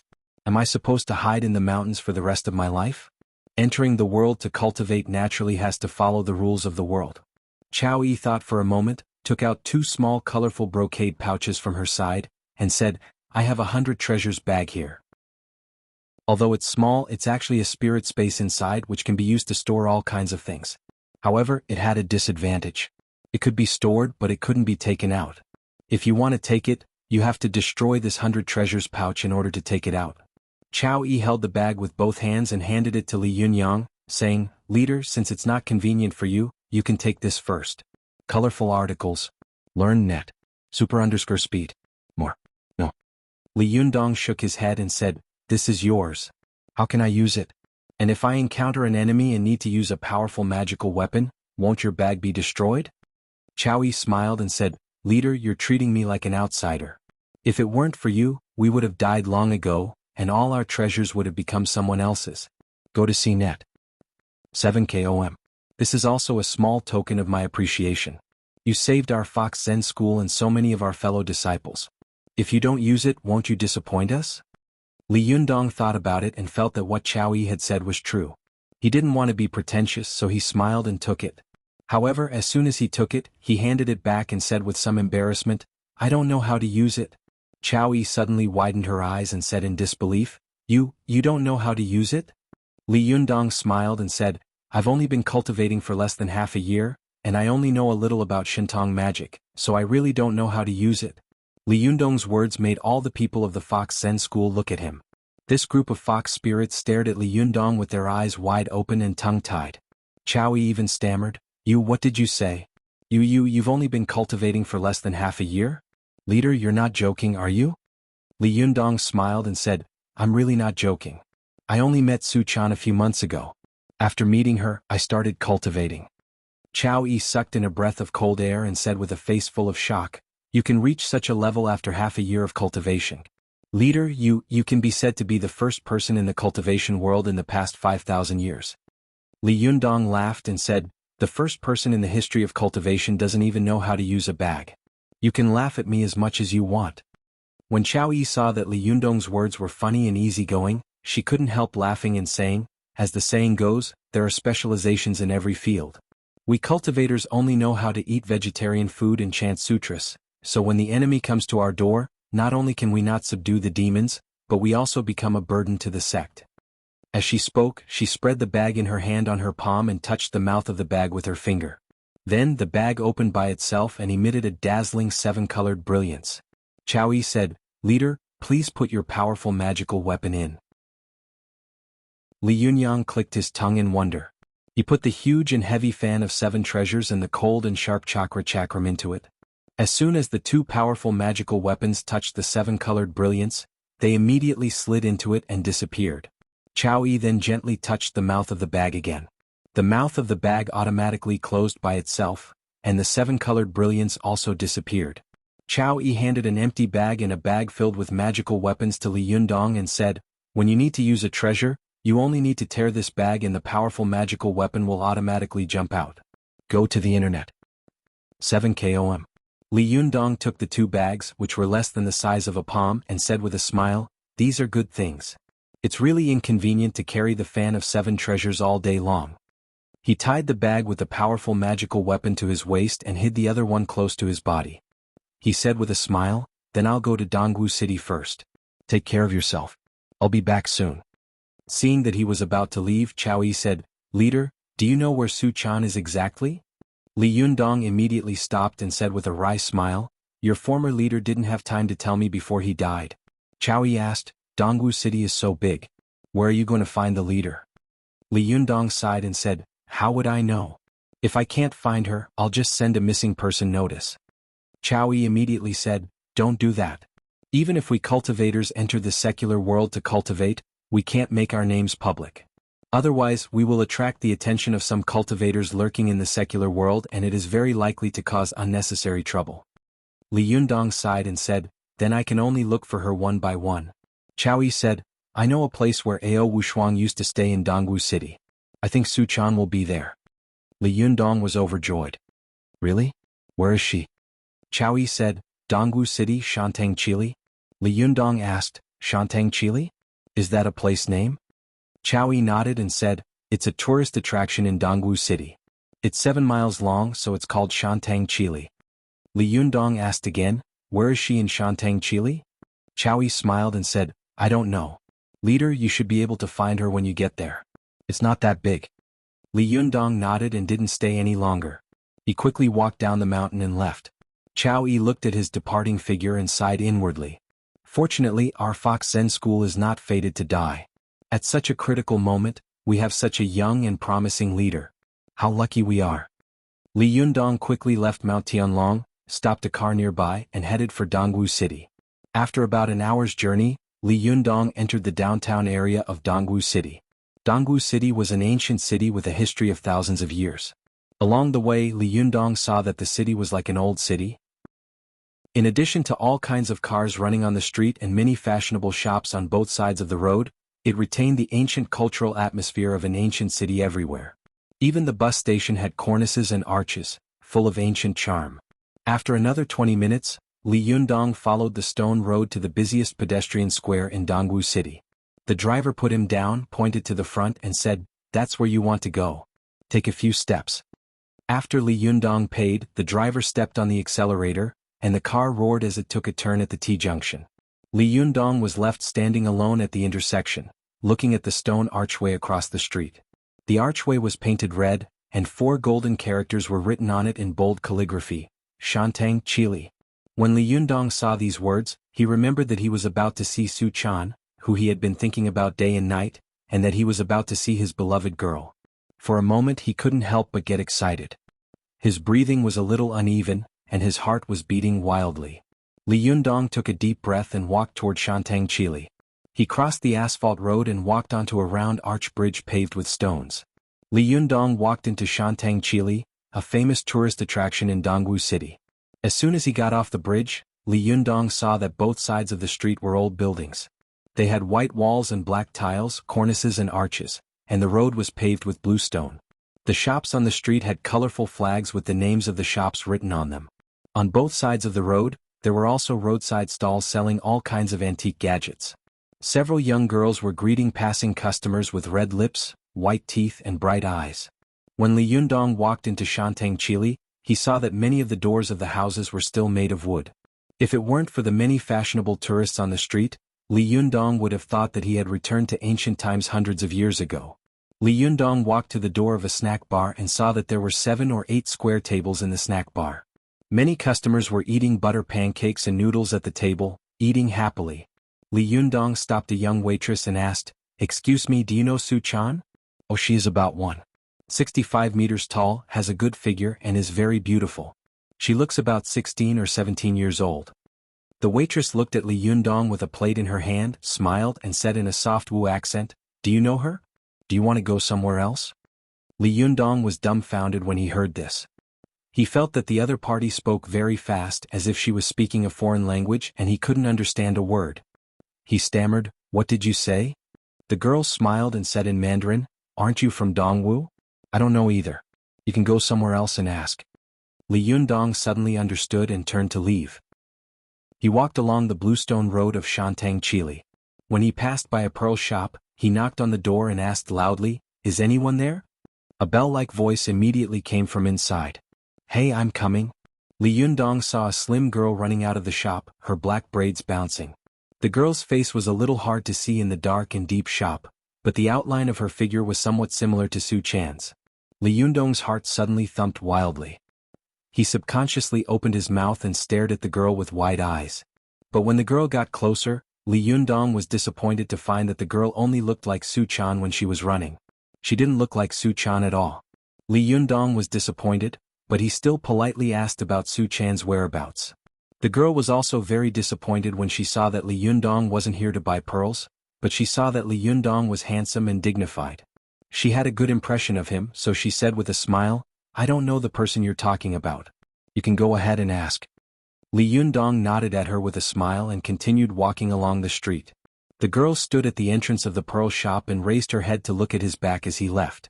She whispered softly in Wunong soft language, "Oh my God, she's really pretty. I wonder if she's my boyfriend's friend." Li Yundong didn't know that he was born with love and that girls liked him wherever he went. He continued walking along the street and was about to ask again when he suddenly heard a voice coming from not far away. "Hey, third Shixiang, how do you think Master will deal with this evildoer this time?" "I don't know. Maybe he will burn and purify her." "Oh, don't ask so many questions. Hurry up and eat. Master called us back from afar. He must have called us back for a ritual. I think this evildoer's cultivation is not shallow this time. Otherwise he wouldn't have called all the Shixiang and Shimi of the temple back." "Third Shixiang, I heard from Shixiang Wuhua that we will have a disaster this time." "Humph, do you believe that guy's words? A guy who is obsessed with beauty all day long, how much cultivation can he have?" As soon as Li Yundong heard these words, his hair immediately stood on end and he became highly vigilant. He thought to himself, "Could it be that my girl has been caught?" Li Yundong turned his head and saw 2 bald monks in brown robes eating in a nearby noodle shop. Li Yundong subconsciously wanted to rush in and ask the 2 monks if they had caught Su Chan, but he was also afraid of alerting the enemy, so he also pretended to enter the noodle shop to eat. He ordered a bowl of noodles, sat in a corner and secretly stared at the 2 monks. The 2 monks were only whispering to each other, but they didn't notice that they had been stared at by Li Yundong. After eating the noodles, they paid and continued on their way. Li Yundong immediately followed them. The waiter behind him came up with the noodles and shouted, "Sir, your noodles." Li Yundong threw down a red note, not caring about the change, and immediately followed the 2 monks from afar. // 785462789541. Chapter 276. Go to watch Net. Along the way the two monks walked very fast. After following them for about an hour, they arrived in front of a temple.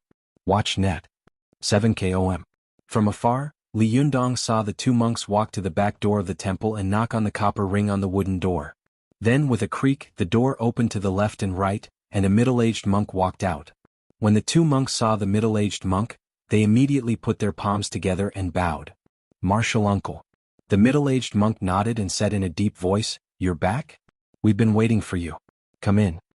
After that, he made way for the two monks to enter the door. The moment he closed the door, he glanced at Li Yundong in the distance, intentionally or unintentionally. Li Yundong only felt that this glance was unusually sharp, and his heart suddenly skipped a beat. Li Yundong saw that the other party was sneaky and on guard. He was more and more certain that the other party was doing something shameful in the temple. He quickly walked to the wooden door and wanted to break in. But when Li Yundong approached, he saw a talisman on each side of the two wooden doors. The talisman was painted with golden Sanskrit and black Vajra. Li Yundong reached out to push the door open, but the golden Sanskrit on the talisman lit up by itself. At this moment, Li Yundong suddenly felt an extremely terrifying and dangerous aura rushing toward him. Li Yundong immediately withdrew his hand. As soon as he withdrew his hand, he saw that the shining golden Sanskrit slowly dimmed again. He frowned and took 2 steps back. He wanted to climb over the wall, but he suddenly found that the black tiles on the wall were also pasted with talismans, but they were pressed by the black tiles. If he didn't look carefully he wouldn't be able to see them. There must be something wrong with this temple. Li Yundong sneered in his heart. As he thought about it, he quickly arrived at the main entrance of the temple. Shiyuan Temple was an ancient temple with a history of 800 years. It was also a famous tourist attraction in Dongwu City. There was a large parking lot at the main entrance. Several large buses were parked in the parking lot, and a steady stream of passengers got off them. The leading passenger was holding a small red flag in his hand and shouting loudly. Li Yundong was worried about Su Chan's safety. Ignoring the long line at the ticket office, he squeezed his way to the front of the line and shoved a tourist aside. "Buy me a ticket," he said anxiously, handing the money into the window. When he cut the queue, the people behind him couldn't take it anymore and shouted, "Hey, don't you know the rules? Line up and buy tickets." The one who was pushed away by Li Yundong was a young woman. She also hurriedly shouted, "What are you doing? Line up, where are your manners?" At this time, Li Yundong was so anxious that he couldn't care less about this. He turned his head and glared at these people coldly. Watch Net. These tourists only felt that Li Yundong was glaring at them. His eyes were so terrifying and sharp that their hearts skipped a beat. Whatever they wanted to say was stuck in their throats, and they couldn't say it no matter how hard they tried. After Li Yundong bought the tickets, he apologized to these people and hurried into the temple. When Li Yundong had gone far away, these tourists felt the oppressive and suffocating atmosphere relax. They took a breath and began to curse again. Especially the young woman who had been pushed away by Li Yundong before. She stamped her feet and cursed. A woman next to her approached and said to her, "Lan Lan, what's wrong?" When the woman named Lan Lan saw this woman, she immediately said, "Wuxia, you came at the right time. When I was buying a ticket just now, I met a guy who pushed me away. There are so many people waiting in line to buy tickets. They are all obeying the rules, but he doesn't. Is he in a hurry to be reincarnated?" The woman named Wuxia was the female tour guide Li Yundong had met in Tibet before. Today she was wearing an orange tour guide uniform and a pink round sun hat on her head. Her wavy black hair was exposed from the brim of the hat, making her look fashionable and graceful. She was holding a handheld DV camera in her hand and said with a smile, "Really? When we enter the garden we'll take a good picture of him. When the time comes we'll expose him and let thousands of righteous netizens denounce him." Hearing this, Lan Lan was overjoyed. She nodded vigorously and said repeatedly, "Yes, yes, yes." After buying the tickets, she distributed them to every tourist in the travel agency. Then she and Wuxia led the tourists into Shiyuan Temple. When they arrived at the Mahavira Hall, the tour guide Wuxia took pictures of the scenery of the Mahavira Hall and the tourists in the garden. Lan Lan, the tour guide, loudly explained the history and customs of the Mahavira Hall to the tourists. After Lan Lan finished her explanation, she suddenly pulled Wuxia aside and whispered, "Hey Wuxia, I found that guy." Wuxia was stunned. "Which guy?" Lan Lan gnashed her teeth and said, "It's the guy who cut the queue and pushed me aside." Lucia couldn't help laughing. Do you still remember this matter? I really admire you. Lan Lan said angrily, you weren't pushed aside by him, so of course you don't remember. Hurry up and tell me, are you coming with me or not? Lucia looked embarrassed. She glanced at the tourists who were visiting the Mahavira Hall and said, we are leading a group, sister. Lan Lan giggled, turned around and said loudly to the tourists, everyone is free to move around in the temple for 30 minutes. Don't wander around. Come back here in 30 minutes. The tourists responded loudly and immediately dispersed. Lan Lan turned around and said with a smile, it's settled. Lucia smiled bitterly and shook her head. You're not afraid of being complained. I really admire you. Lan Lan laughed and said, you've already gone out to take private work. What am I afraid of? How was the trip to Tibet exciting? For no reason Lucia thought of the ghost-like man who looked like a god. She was stunned for a moment, but she quickly reacted. She shook her head and said, don't talk about these useless things. Where is the person you're talking about? Go take a look and come back. Go to the internet. 7 Lan Lan said angrily, what's the use of taking a look? We have to take a picture of his ugly face and dirty crimes and then put it on the internet to expose the despicable behavior of such a shameless person. Lucia pressed her temples and shook her head. I really can't offend you. It's just cutting the queue. You're making him look like a traitor. Lan Lan stomped her feet and said, are you going to help me or not? Lucia begged for mercy. Okay, I'll help. Where is he? Lan Lan pulled Lucia along the corridor and walked to a hidden wooden door. She looked around and saw that there was no one around. She pointed at the lock of the wooden door and said, look, the lock has been broken by him. Lucia looked over and saw that one of the copper locks had been pulled out of shape. She was shocked and said in a low voice, what great strength. Lan Lan immediately pressed down on her arm and complained, yes, I still feel pain from the hit just now. Lucia rolled her eyes at her. You bitch, he hit the other side of you. Lan Lan also rolled her eyes at her. The wound has been transferred. Can't you do that? As she spoke, she was about to push the door open and go in. However, Lucia grabbed her and pointed at the 2 lines of words on the door, the monastery is an important place. Idlers are not allowed to enter. She said, look, you're not allowed to enter. Lan Lan said anxiously, if that guy can enter, why can't we? Look, he even broke the lock. Maybe he went in to steal something. We are acting bravely for a just cause. After that, she pushed the door open and barged in. Lucia couldn't stop her, so she could only stomp her feet and follow in. When the 2 of them entered the door, they saw that they were in a forest. There were peach trees everywhere, and there were many talismans hanging on the peach trees. These talismans were dazzling, giving the forest a solemn and inviolable sense of majesty. At a glance, Lan Lan saw a man standing in the middle of the open space in the middle of the forest. She pointed and immediately wanted to speak loudly, but Lucia covered her mouth and pulled her to hide behind the forest. Lucia covered Lan Lan's mouth and stared at the figure with her eyes wide open. This figure was too familiar to her. Even if it turned into ashes, she would still recognize it. Isn't this the cultivator who looks like a god? Lucia's heart was beating wildly. She made a silent gesture to Lan Lan, then let go of her hand that was covering her mouth. She wrote on her palm and said, don't speak. Let's see what happens first. Lan Lan nodded and also wrote on her palm, shoot him and expose him. Lucia nodded, held her breath, and picked up the DV in her hand to shoot. Before she could turn it on, she heard a Buddhist chant. A middle-aged monk slowly walked out from the other end of the forest and said, Amitabha, benefactor, why did you break into the temple? Li Yundong said in a deep voice, I want to ask if your temple has ever seen a girl named Su Chan? Lucia was hiding in the bushes so she could only see Li Yundong's back. She couldn't see his face, so although she was 90% sure that it was him, she couldn't be sure. But at this time, as soon as Li Yundong opened his mouth, her heart shook and she concluded, it really is him. She cheered up, turned on the DV and began to secretly shoot. There were talismans everywhere in the forest, and powerful Buddhist power was everywhere. This power covered up the aura of Lucia and Lan Lan. Li Yundong didn't notice that there were 2 women kissing him more than 10 meters away from him. The middle-aged monk's attention was also focused on Li Yundong, the uninvited guest, and he didn't notice the existence of Lucia and Lan Lan. He whispered the name of Buddha and said, there are countless living beings in the world. In front of Buddha, there is no distinction between men and women, let alone Su Chan and Li Chan. Li Yundong was worried about Su Chan's safety and was extremely anxious. Seeing that the other party was still talking to him calmly, he said impatiently, if you've seen her, then you've seen her. If you haven't seen her, then you haven't seen her. What are you talking about? The middle-aged monk chanted the name of Buddha again and said, Amitabha, if you've seen her, then you haven't seen her. If you haven't seen her, then you have. When Li Yundong heard this, he became angry. *CK, I said that sex is emptiness, emptiness is sex. You're beating around the bush with me. It's obvious that you're trying to stall for time.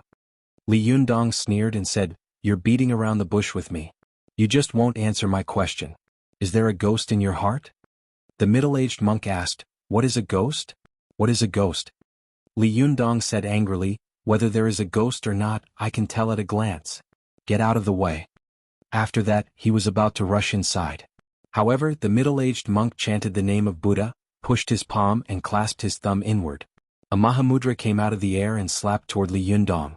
Li Yundong's jinqi immediately flowed all over his body, and his bones crackled like beans being fried. He made a Vajra fist with both hands. The index finger of his left hand was straight, and the little finger of his right hand was wrapped around the first section of the index finger of his left hand. The tip of the index finger of his left hand was supported by the first section of the thumb of his right hand. He quickly pinched a handprint. It was the Bodhi guiding the first wisdom mudra, the Vajra fist mudra of the great Sun Dharma realm that could destroy all darkness. Li Yundong shouted, Bang! The Vajrayana mudra suddenly appeared. As soon as the two fists collided in the air trembled violently. The surrounding woods rustled, and the talismans on the woods kept rattling, like the sound of waves, which was terrifying. The middle-aged monk had intended to stop the enemy just now, so he had only used 30% of his strength. However, Li Yundong had intended to defeat the enemy, so he had used 80% of his strength. As soon as the two collided, the Vajrayana mudra immediately smashed the middle-aged monk's palm print into pieces, and then it rushed toward the middle-aged monk without any momentum. The middle-aged monk was shocked. He immediately pushed his palms forward, and in the blink of an eye, a Vajra that was as tall as a person appeared in front of him. With a rumble, the Vajra dispersed the aggressive Mahavirokana palm print. The two of them were shocked by the fight and looked at each other vigilantly again. Wuxia and Lanlan, who had broken into the place, were already dumbfounded and staring blankly. Only the DV camera in Wuxia's hand was working non-stop. By the way, I almost forgot to mention that last week she was ranked 8th on the flower list. It was a pity that she didn't make it to the 7th, but the total number of flowers exceeded 10,000. She's really amazing. Not bad, not bad. This week it's still the third watch, 246. As usual, it's the third watch tomorrow. Well, I can see the little girl then. Chapter 277. Go to WatchNet. The Mahavirokana Vajra palm print that Li Yundong had used before was a secret of Tibetan Buddhism. When Li Yundong made this palm, his bones crackled, and his aura emitted a golden light from inside out, without a trace of evil qi. Obviously, he had obtained the true inheritance of the esoteric sect. WatchNet. 7KOM. The middle-aged monk was shocked. He had thought that this person was a thief from the cultivation world who wanted to take advantage of the situation. He did not expect that he was a master of the Tantric Buddhism sect. Buddhism originated in India, but it was introduced to China during the Han Dynasty. Along the way it slowly divided into two branches. One branch took root in Tibet and formed Tibetan Buddhism, while the other branch took root in the Central Plains and formed the Central Plains Buddhism of today. Although the origins of these two kinds of Buddhism were the same, in reality, there were many differences in many aspects. On the surface, they were courteous to each other, but in the dark, they fought endlessly and guarded against each other. During the Qing dynasty, after the Tatars entered the Great Wall, they set fire to the Shaolin Temple, torturing the Central Plains Buddhism to the point that it was too horrible to look at. Moreover, the Qing dynasty emperor advocated the unification of the Manchus and Mongols, and the Mongolians believed in Tibetan Buddhism. The Manchus were influenced by them, therefore the number of people who believed in Tibetan Buddhism was not small. In addition, Emperor Xuanzhi of the Qing dynasty surrendered to the Buddhism of the Central Plains on Mount Wutai and became a monk, which caused the royal family of the Qing dynasty to have a great resentment against the Buddhism of the Central Plains. From then on, starting from Kangxi and Yongjing, the emperors and even the imperial palace all abandoned the Buddhism of the Central Plains and completely turned to Tibetan Buddhism. With the rise of Tibetan Buddhism, the Buddhism of the Central Plains was severely suppressed. As a result, the two sides became enemies. When the middle-aged monk saw that Li Yundong was using esoteric kung fu, he guessed in his heart, Could it be that a master of the esoteric sect has come to make trouble? If it was just an ordinary cultivator, the middle-aged monk might have been able to scare him off with a few threatening words. However, if it was a master of the Tantric Buddhism sect, the middle-aged monk knew very well that this was his archenemy of hundreds of years. Something big must have happened for him to come knocking on his door. He could not underestimate it. Li Yundong saw that the middle-aged monk's palm seemed fierce, but in fact, it collapsed as soon as it touched him. Just as he was about to knock the other party down with his palm, the other party suddenly pushed out his palms and released a ferocious Vajra statue. In the blink of an eye, his Mahamudra was shattered. Li Yundong was also shocked.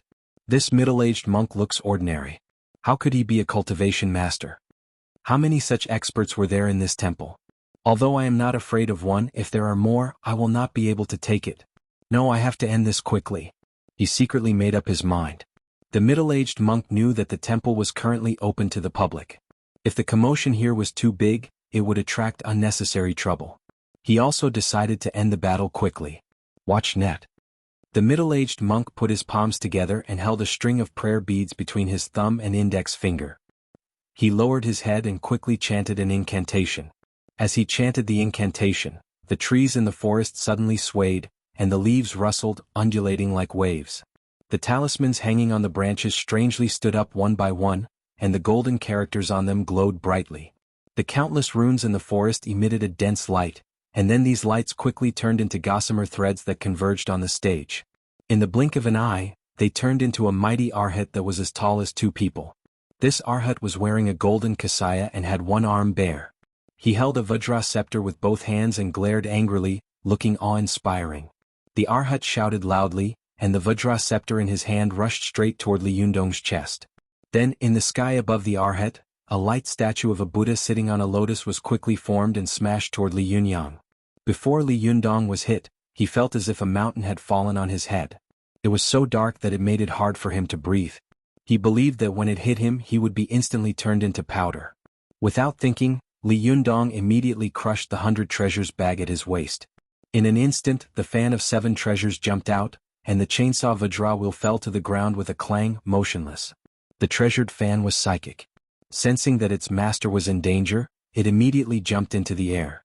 With a swoosh, the iron fan opened, and all the fan leaves jumped out, forming a fast-spinning tray in mid-air, forcibly blocking the Lotus Buddha's downward pressure. Meanwhile, the 2 ribs of the treasured fan fiercely smashed towards the lotus seat of the Buddha like iron rods. After a few smashes, golden light shot out in all directions. The lotus leaves of the lotus seat scattered in all directions, turning into specks of golden light that fell like stars. When Li Yunyang saw that the fan of 7 treasures had jumped out to protect its master, he no longer cared about the Buddha falling over his head. Instead, he quickly made 3 handprints in a row.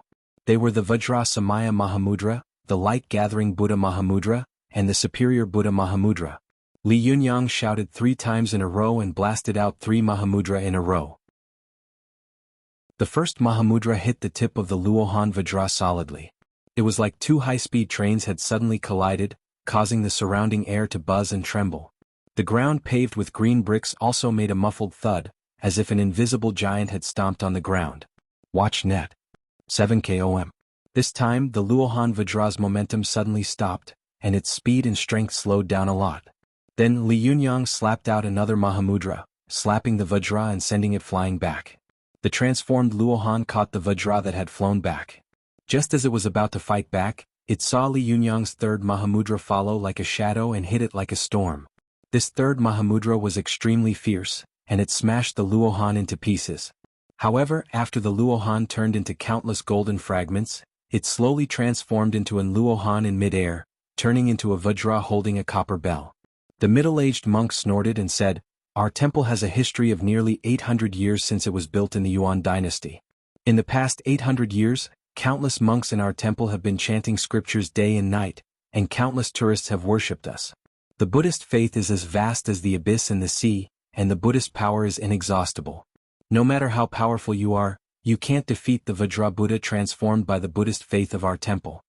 After that, his fingers flew and he quickly pinched a few fingers. Many golden rays of light flew out of the peach tree, which was full of runes, and 3 Vajra Arhats appeared. They joined forces with the Vajra Arhats to attack Li Yunyang. When Li Yunyang saw this, he immediately took a deep breath. His 5 fingers were so fast that they were like afterimages. The Zhenqi in his body suddenly erupted, and in the blink of an eye he madly made 12 Mahamudra, smashing the 4 Vajra Arhats. But as soon as he smashed them, he saw that the Vajra Arhats slowly gathered together again. Li Yunyang was shocked and took a deep breath. He thought to himself, what should I do? Wouldn't this be endless and never-ending? He thought quickly in his heart, but his eyes fell on the middle-aged monk who was constantly chanting scriptures. His heart skipped a beat. Capture the leader first. As soon as this thought flashed through his mind, Li Yundong stomped hard on the ground, causing the Vajra wheel, which had been motionless on the ground, to fly up. Without looking at it, he accurately grabbed the body of the Vajra wheel with his 5 fingers, and then threw it at the middle-aged monk. Although the Vajra wheel had not been turned into Li Yundong's own and could not be used as a magical item, it was still an extremely fierce weapon. The middle-aged monk wanted to reach out to catch Li Yundong's throw, but when he took a closer look he saw that both sides of the Vajra wheel were sharp blades, and Li Yundong was pouncing on him like a shadow. Even if he could catch the Vajra wheel, he wouldn't be able to take Li Yundong's subsequent thunderous attack. He could only withdraw his hand and step aside helplessly. Li Yundong had wanted to take down the monk with a series of thunderous attacks, but when he saw that the monk had dodged, he had an idea. He took the Vajra wheel that was nailed to the wooden door, swept past him and quickly entered the back hall of the temple. As soon as Li Yundong entered the back hall, he heard a buzzing sound of chanting Buddhist scriptures. He didn't stop and quickly ran in the direction of the sound. His heart was as anxious as frying oil. He was afraid that if he was a second late, Su Chan would be killed. But not long after he entered the back hall, he saw countless golden lights chasing him along the way. They transformed into Vajra Arhats and attacked Li Yundong from all directions. Li Yundong didn't fight with them. If he could dodge, he would.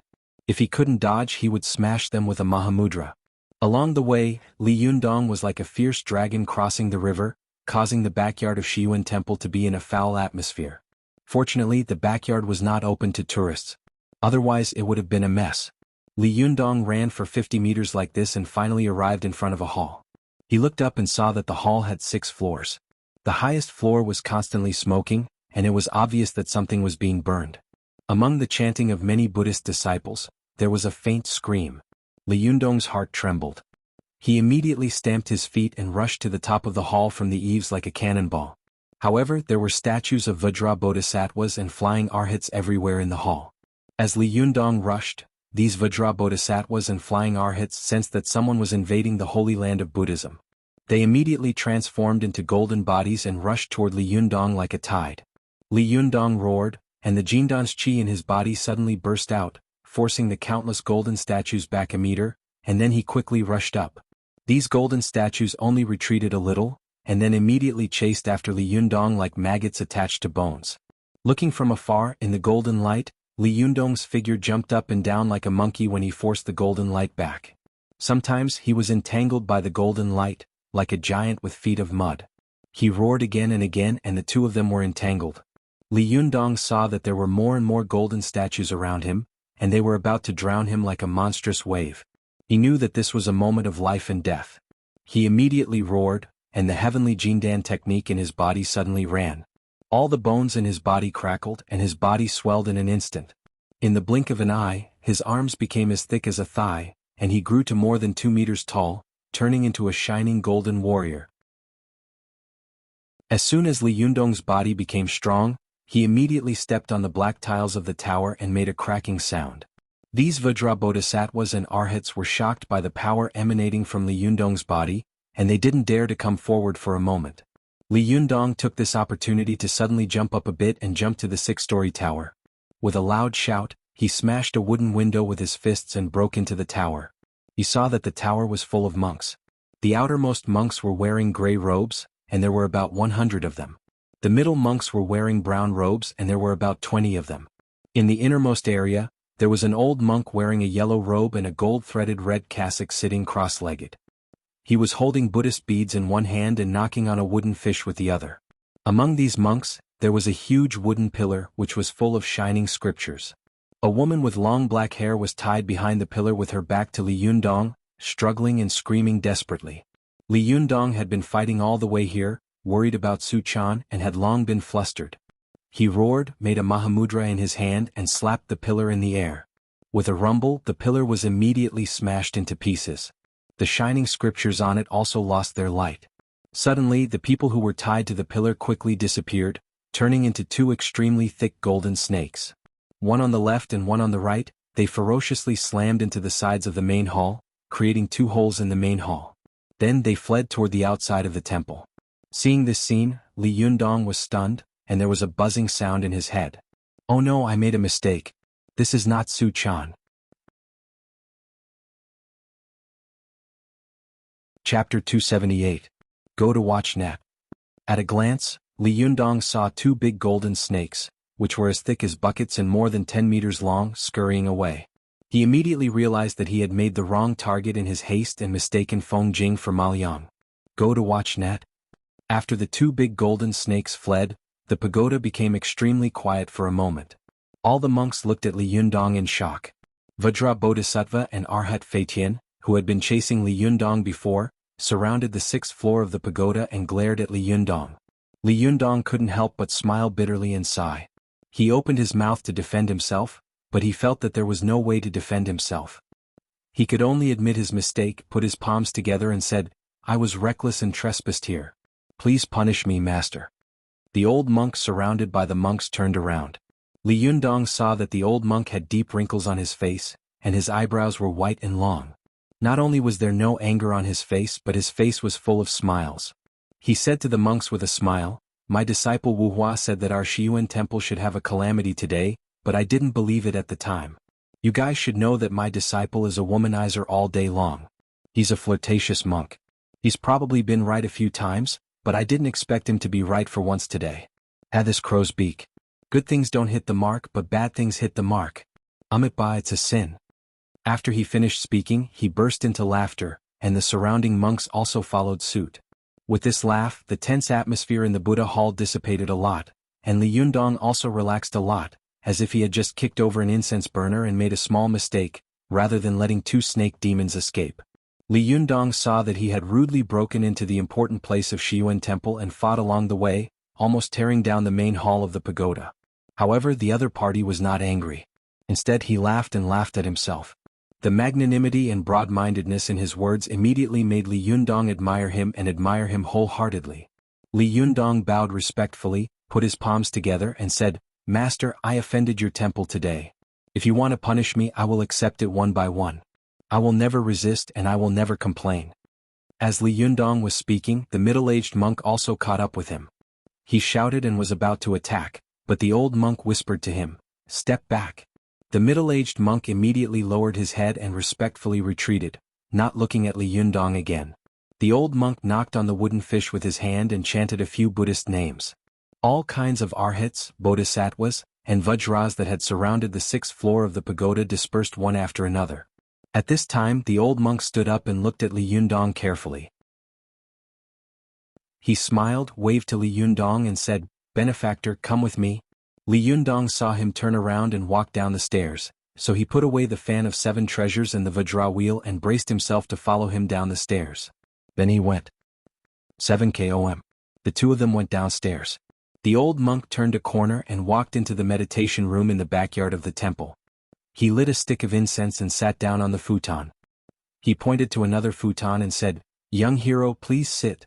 Li Yundong sat down cross-legged on the futon and said sincerely, I don't deserve that. Master, you're making fun of me by saying that. I'm young and impetuous. I barged my way in and caused a lot of trouble for your temple. How can I be called a hero? The old monk chuckled.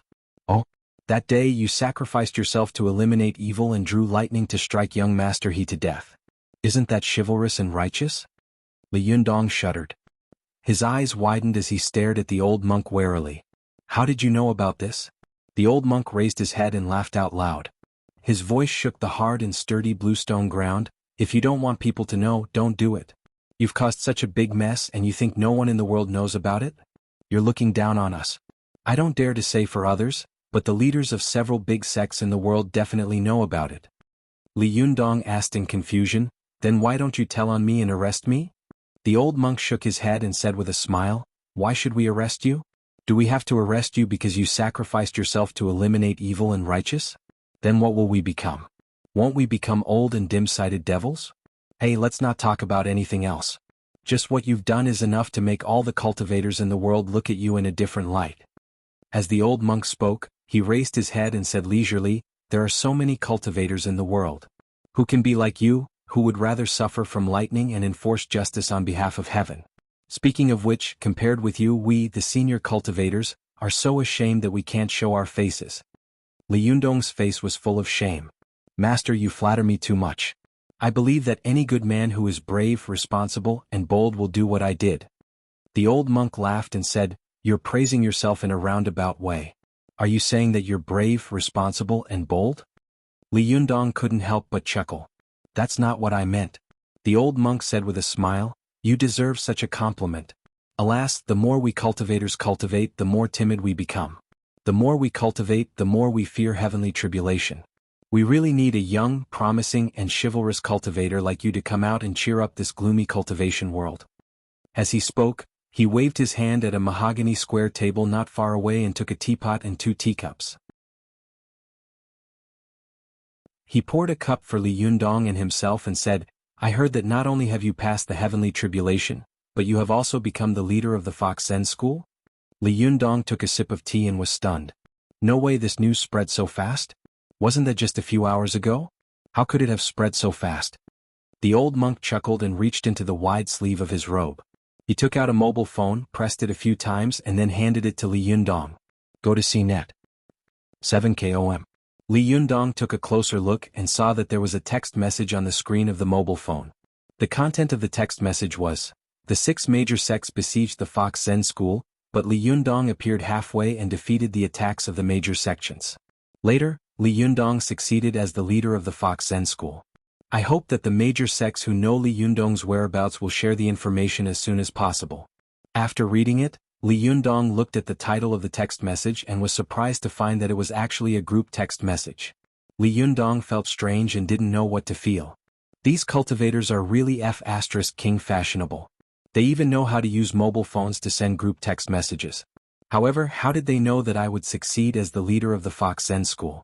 This matter was only decided after the major sects left. Could it be that there is a traitor in the Fox Zen school?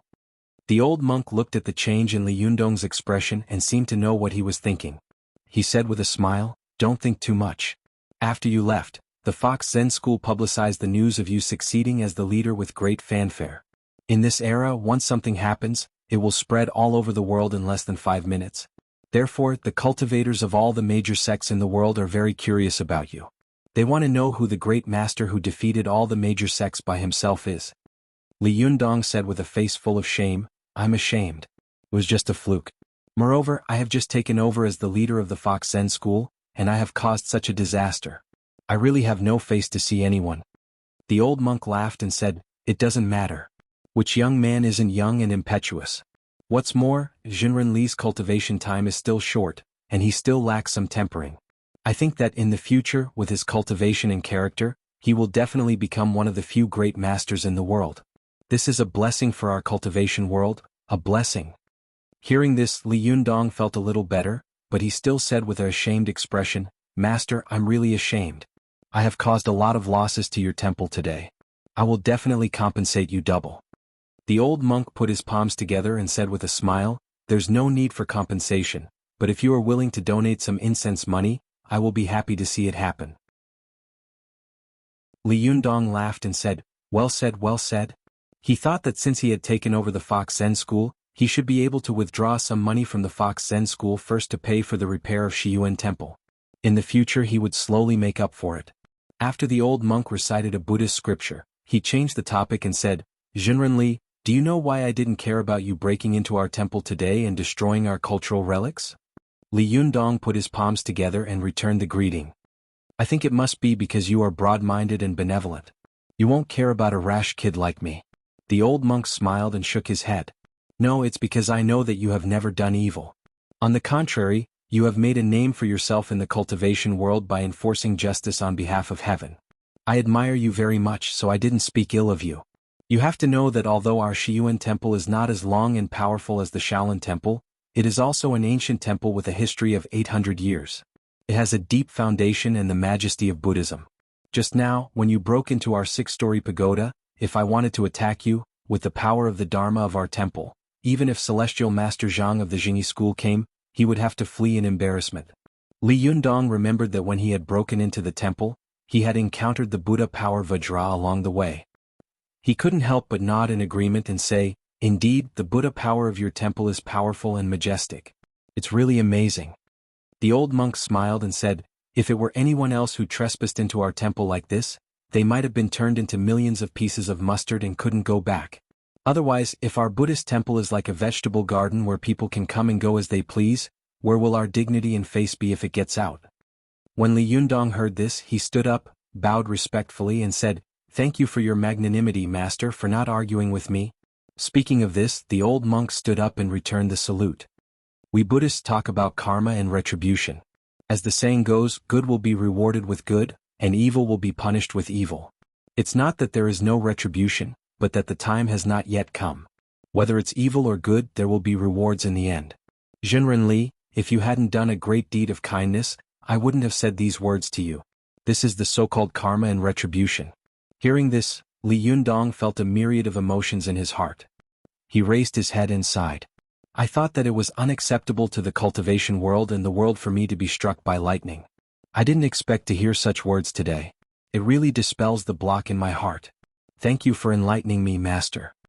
The old monk smiled and said, "Not at all. Justice exists in people's hearts, and good and evil exist in heaven and earth. It's our duty to punish evil and promote good. Why do you have to be so polite? By the way, I see that you are anxiously looking for Suchan. I think I can do you a favor." Li Yundong was overjoyed. "Really? Thank you, Master." The old monk put his palms together and said, "I only hope that after Jinren Li takes over the Fox Zen school, you will restrain your disciples and not let them do evil." Li Yundong returned the salute solemnly and said, "Of course." The old monk nodded with a smile and said, "My disciple said that there will be a calamity in Shiyuan Temple today. He also said that if someone asks about the whereabouts of the target, I will tell you where you come from and where you go back. Then you will be able to find her." Hearing this, Li Yundong asked in confusion, "Do you want me to go back to Dongwu City, Fox Zen School, or Tianan City?" The old monk smiled and said, "Amitba, I don't know. Jinren Li, please help yourself." Li Yundong saw that he had closed his eyes as if he was seeing him off. He stood up, bowed respectfully and left the meditation room. Li Yundong walked out of the temple thinking about the 2 golden snakes he had let go of, but he didn't see the old monk of Shiyuan Temple blame him at all, nor did he want him to be responsible for catching the 2 golden snakes. Li Yundong couldn't help but feel guilty and thought to himself, "In the future, I must catch these 2 snake demons with my own hands. Otherwise, if they do evil in the mortal world, this sin will be on my head." Li Yundong was thinking about it. When he turned a corner in the middle of the road, he suddenly saw 2 figures running into him. At this time he was full of thoughts and didn't pay attention. He bumped into them and heard a cry and the 2 figures fell back. Li Yundong was quick to react. He immediately grabbed one person on each side and supported them. He took a closer look and saw that it was Wuxia, whom he had met in Tibet before, and a woman with a good appearance next to her. It was Lan Lan. As soon as Wuxia and Lan Lan saw Li Yundong, their eyes widened. They were so guilty that they turned around and wanted to escape, especially Lan Lan. She had been clamoring to teach Li Yundong a lesson, but at this time, when she saw this ghost-like man in front of her, she immediately pulled Wuxia and ran away with her heart beating like a drum. Li Yundong saw the 2 women run away as if they had seen a ghost. He didn't even have time to say sorry. He sighed and saw that the other party had disappeared around the corner. He shook his head and muttered, "This world is really small." Li Yundong went all the way out of Shiyuan Temple and was in a daze at the gate of the temple. After thinking for a while, he decided to start searching from a nearby place, so he returned to Shantang and kept searching back and forth. After searching like this for a few hours, Li Yundong, who had lost all hope, was about to leave. Only then did he find a very familiar figure flashing in the corner of the street not far away. The girl was about 165 meters tall and had a slim figure. Her black hair almost fell to her waist, and her slender waist could be held in one hand. Every time she took a step, her playful black hair would jump like an elf. As soon as Li Yundong saw this figure, his heart shook and he quickly followed her. But after the big mistake in Shiyuan Temple, he didn't dare to do it again. He just followed behind the girl for a few hundred meters until the girl stood in front of a sesame seed cake stall. She turned around and revealed a charming and beautiful face. Li Yundong's mind buzzed, and his chest felt like it was about to explode with joy. He saw that the girl was looking at the sesame seed cake stall eagerly. She wanted to eat it, but she seemed to have no money to buy it. She was drooling and her expression was lovable. Who else could it be but Su-chan? Chapter 279. Go to watch net. Li Yundong suddenly saw Su-chan not far away from him. He was so happy that he couldn't control himself. There seemed to be a crazy voice shouting in his mind, "Little girl, this is my little girl. I will never let her leave my side again." Li Yundong only felt that he was quietly watching Su-chan from the side, and all the pores on his body were cheering and singing loudly. His whole body was filled with an indescribable joy and happiness. Watch net. 7 We haven't seen each other for so long. Should I go up and give her a warm hug? Or should he give her a passionate kiss? Or is it just a peaceful greeting? Li Yundong's mind was in turmoil. While he was hesitating, he saw the owner of the sesame seed cake stall speak to Su-chan one by one. "I'll cut off the fake sesame seed cake one by one. It's crispy and crispy. Do you want to try it?" In the face of the owner's enthusiastic greeting in Wunong's soft language, Su-chan rubbed her toes against the ground, but her eyes were fixed on the steaming sesame seed cake. She also said in Wunong's soft language, "A bundle of season coins?" The boss said with a smile, "A cold one." She stood in front of the sesame seed cake stall, her eyes fixed on the sesame seed cake. She put her hand into her pocket but didn't take it out. She must be shy. Li Yundong, who was not far away, saw that Su-chan could also speak Wunong's soft language and couldn't afford to pay, so he immediately laughed. Just as he was about to step forward, he suddenly saw a young boy suddenly appear beside her and say loudly, "How many sesame seed cakes does this beauty want to buy?" "How much?" "I paid for her." Su-chan turned her head in surprise and saw a handsome boy smiling at her. Su-chan frowned and snorted coldly. "Can I afford it?" she said in a loud voice. "You think I can't afford it? Do I need your treat?" After that, she took out 2 coins from her pocket and slapped them on the sesame seed cake stall. She took a sesame seed cake for herself and continued to walk forward. Seeing that Su-chan didn't appreciate his gesture, the boy immediately chased after her again. He smiled apologetically and said, "Hey pretty girl, let's be friends. At least give me your contact information. Cell phone number, QQ number. If that doesn't work, MSN is fine too. Why don't you just tell me your name instead of telling me all of this?" Su-chan stopped in her tracks and yelled at him impatiently, "Aren't you annoying? You've been harassing me for a few days. I've already told you that I have a boyfriend. Stop bothering me." The boy was obviously a veteran in the field of flowers. He shamelessly smiled and said, "I've been paying attention to you for a few days, but I've never seen your boyfriend appear. Beauty, don't try to fool me with this. Look, I've even stopped my travel schedule for the past few days because of you. Isn't that very sincere? At least tell me your name." It's always good to have a few friends in this world. Su-chan covered her ears as she walked faster and faster. "You're so annoying. Go away. Go away." Then she ran towards a small alley in Shantang Town. Shantang Town. Shantang Town. Watch net. The boy chased after her relentlessly.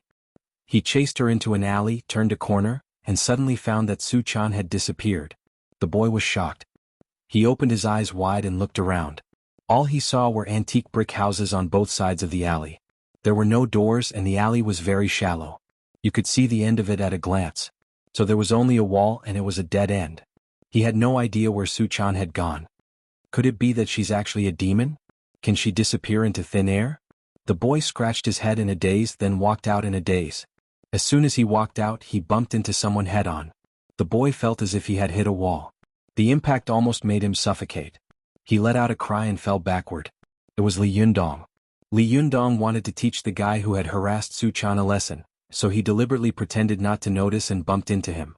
He pretended to be surprised and stared at the boy sitting on the ground. He widened his eyes but said nothing. The boy sat on the ground and glared at Li Yundong. "Are you blind?" he yelled. "Can't you see where you're going?" Li Yundong didn't know if Su-chan was nearby, but he wanted to give her a surprise. He was afraid that he would startle her if he opened his mouth, so he deliberately blinked and pretended not to hear. He pointed at his ear, then at his mouth, then at his mouth, and then at his hand. The boy crawled to his feet and cursed, "Damn it! I can't believe I ran into a mute. Hey, watch where you're going next time." Li Yundong didn't get angry. Instead, he looked at the boy with a smile. As the saying goes, don't hit a smiling face. Seeing that Li Yundong was smiling warmly, the boy didn't say anything more. He walked away muttering to himself. But every 3 steps he took, he would look back as if he couldn't understand why Su Chan had disappeared into thin air. Li Yundong waited until the boy's silhouette disappeared out of sight. He looked left and right. Seeing that there was no one around, he jumped up to the roof and started searching for Su Chan. It didn't take long before he found the figure of the little girl walking along the small stone bridge of Shantang 7 miles, eating the sesame seed cake in her hand as she walked. Li Yundong's cultivation could be said to have reached the great success realm, far higher than Su Chan's. He was hanging behind Su Chan, so she didn't notice him at all. She just wandered around Shantang 7 miles to kill time. Go to the internet. 7 km. As she walked, she nibbled at the sesame seed cake in her hand. She seemed to be very careful with every bite. She chewed it in her mouth for a long time before swallowing, cherishing it very much. After the little girl finished eating half of the sesame seed cake, she carefully hid the other half of the sesame seed cake in her hand.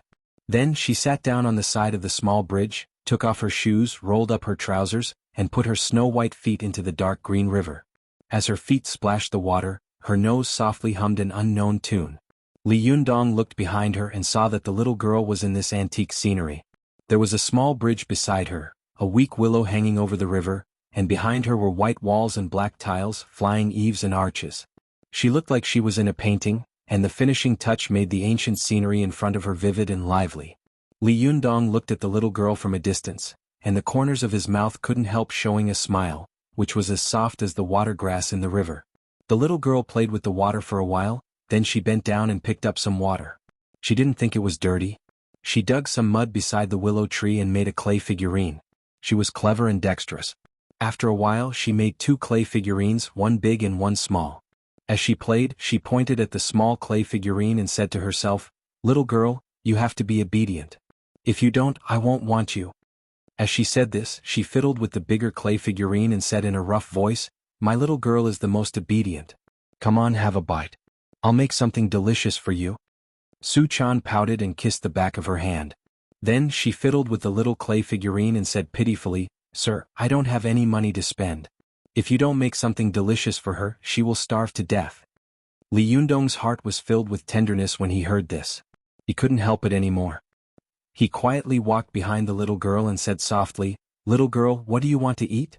Su Chan didn't react for a moment. She tilted her head and thought for a while, then said crisply, "I want to eat beer duck. The beer duck you make is the best. Well, I also want to eat cabbage and crucian carp soup. Well, I also want to eat." As she spoke, her body suddenly shook. She turned her head hard and widened her eyes. Su Chan saw an imposing, handsome boy standing behind her. He was looking at her with a smile. Who else could it be but Li Yundong? Su Chan's mouth was wide open as if she couldn't believe her eyes.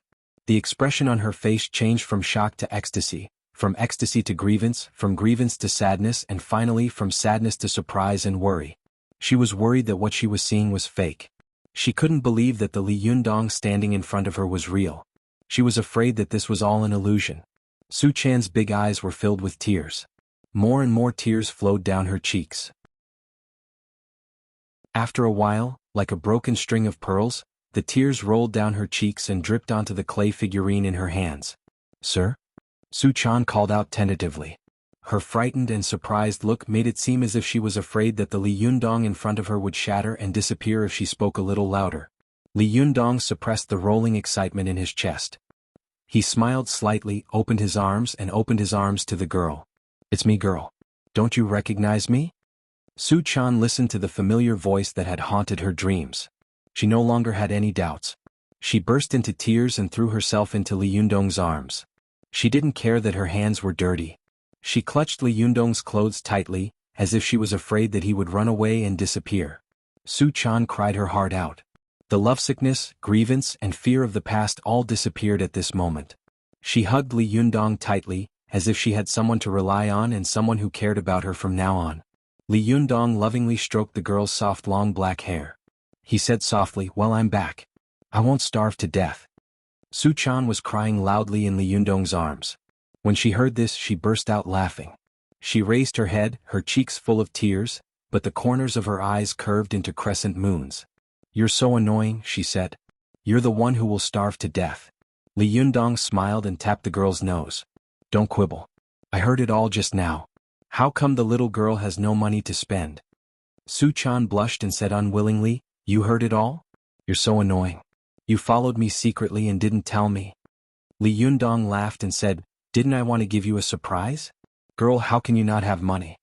Thinking of this, Su Chan felt sad again and her tears fell again. Li Yundong quickly wiped away her tears, held her face and kissed her. He pretended to be angry and said, "If you cry again, I don't want you anymore." Su Chan quickly wiped away her tears and raised her head, as if she was trying hard to pour the tears back into her eyes. She blinked a few times and felt that she didn't want to cry anymore. Then she lowered her head and said, "My master was taken away, and I didn't dare to go to you for fear that I would affect your divine tribulation. So I had to go back to the place where my master used to live. But I don't have much money with me, so I've been hungry these days." Li Yundong was so distressed that he said, "Let's go back first.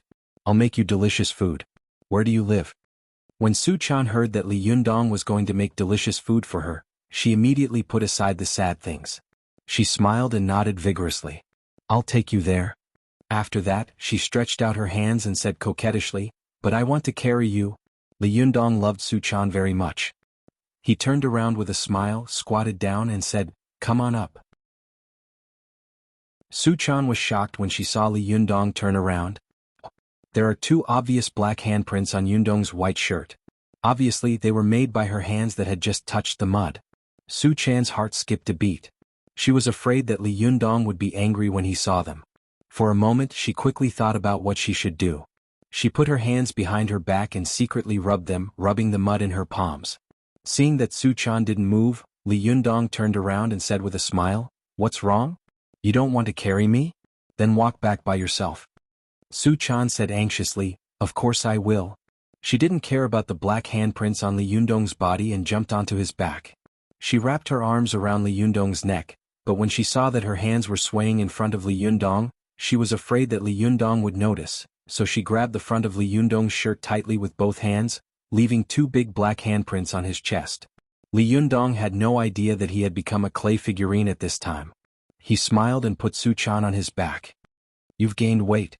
Su Chan immediately twisted her body when she heard that. "Who's gained weight? You're the one who's gained weight. I haven't eaten for days. How can I gain weight? You lied to me." Li Yundong laughed and waved his hand. "Okay, I'm going to make delicious food for you." As he said that, he walked across the stone bridge with Su Chan on his back. One of them was as strong and handsome as a pine tree, while the other was as soft and charming as a green vine. The two figures were tightly pressed against each other. In this ancient landscape painting of a small bridge and flowing water, it was like a golden wind and jade dew meeting, surpassing countless immortal couples in the world. Li Yundong walked across the stone bridge with Su Chan on his back. He suddenly turned around and said softly, "Girl, we'll never be separated again. We'll never let go of each other again, right?" At this time, Su Chan was worried that Li Yundong would lose his temper when he saw her dirty clothes. She rolled her eyes and nodded her head like a chicken pecking rice. Her black hands grabbed Li Yundong's clothes even harder. "Yes, I won't let go even if you beat me to death." At the third watch, another 12,000 words burst forth. Chapter 280. Go to see Net. Li Yundong carried Su Chan on his back and walked to the place where she lived. He looked up and saw that it was a brick house with a red wooden door that was tightly shut. It was a house with a small courtyard that was often seen in costume dramas. Go to see Net. 7 km. Even though Su Chan was already home, she still refused to get off Li Yundong's back. "Just push the door open," she said. "You didn't lock the door?" Li Yundong asked in confusion. "Aren't you afraid of thieves?" He pushed the wooden door open and walked into the house with a squeak. There was a small vegetable garden in the yard. It was about 10 square meters. Further inside was a bungalow with 5 rooms. In the middle was the living room, where there was only a square table and 2 stools. Other than that, there was nothing else. Li Yundong walked around the living room with the girl on his back and said with a wry smile, "The thief came here for nothing. You don't even have a single electrical appliance in your house." Then he patted the girl's butt and said, "Come on down. How long do you want to stay here?" Su Chan twisted her body and said coquettishly, I want to stay here for the rest of my life. Although she said that, she obediently climbed down. Li Yundong smiled and looked at the 2 bedrooms on the left and right. Which is your room?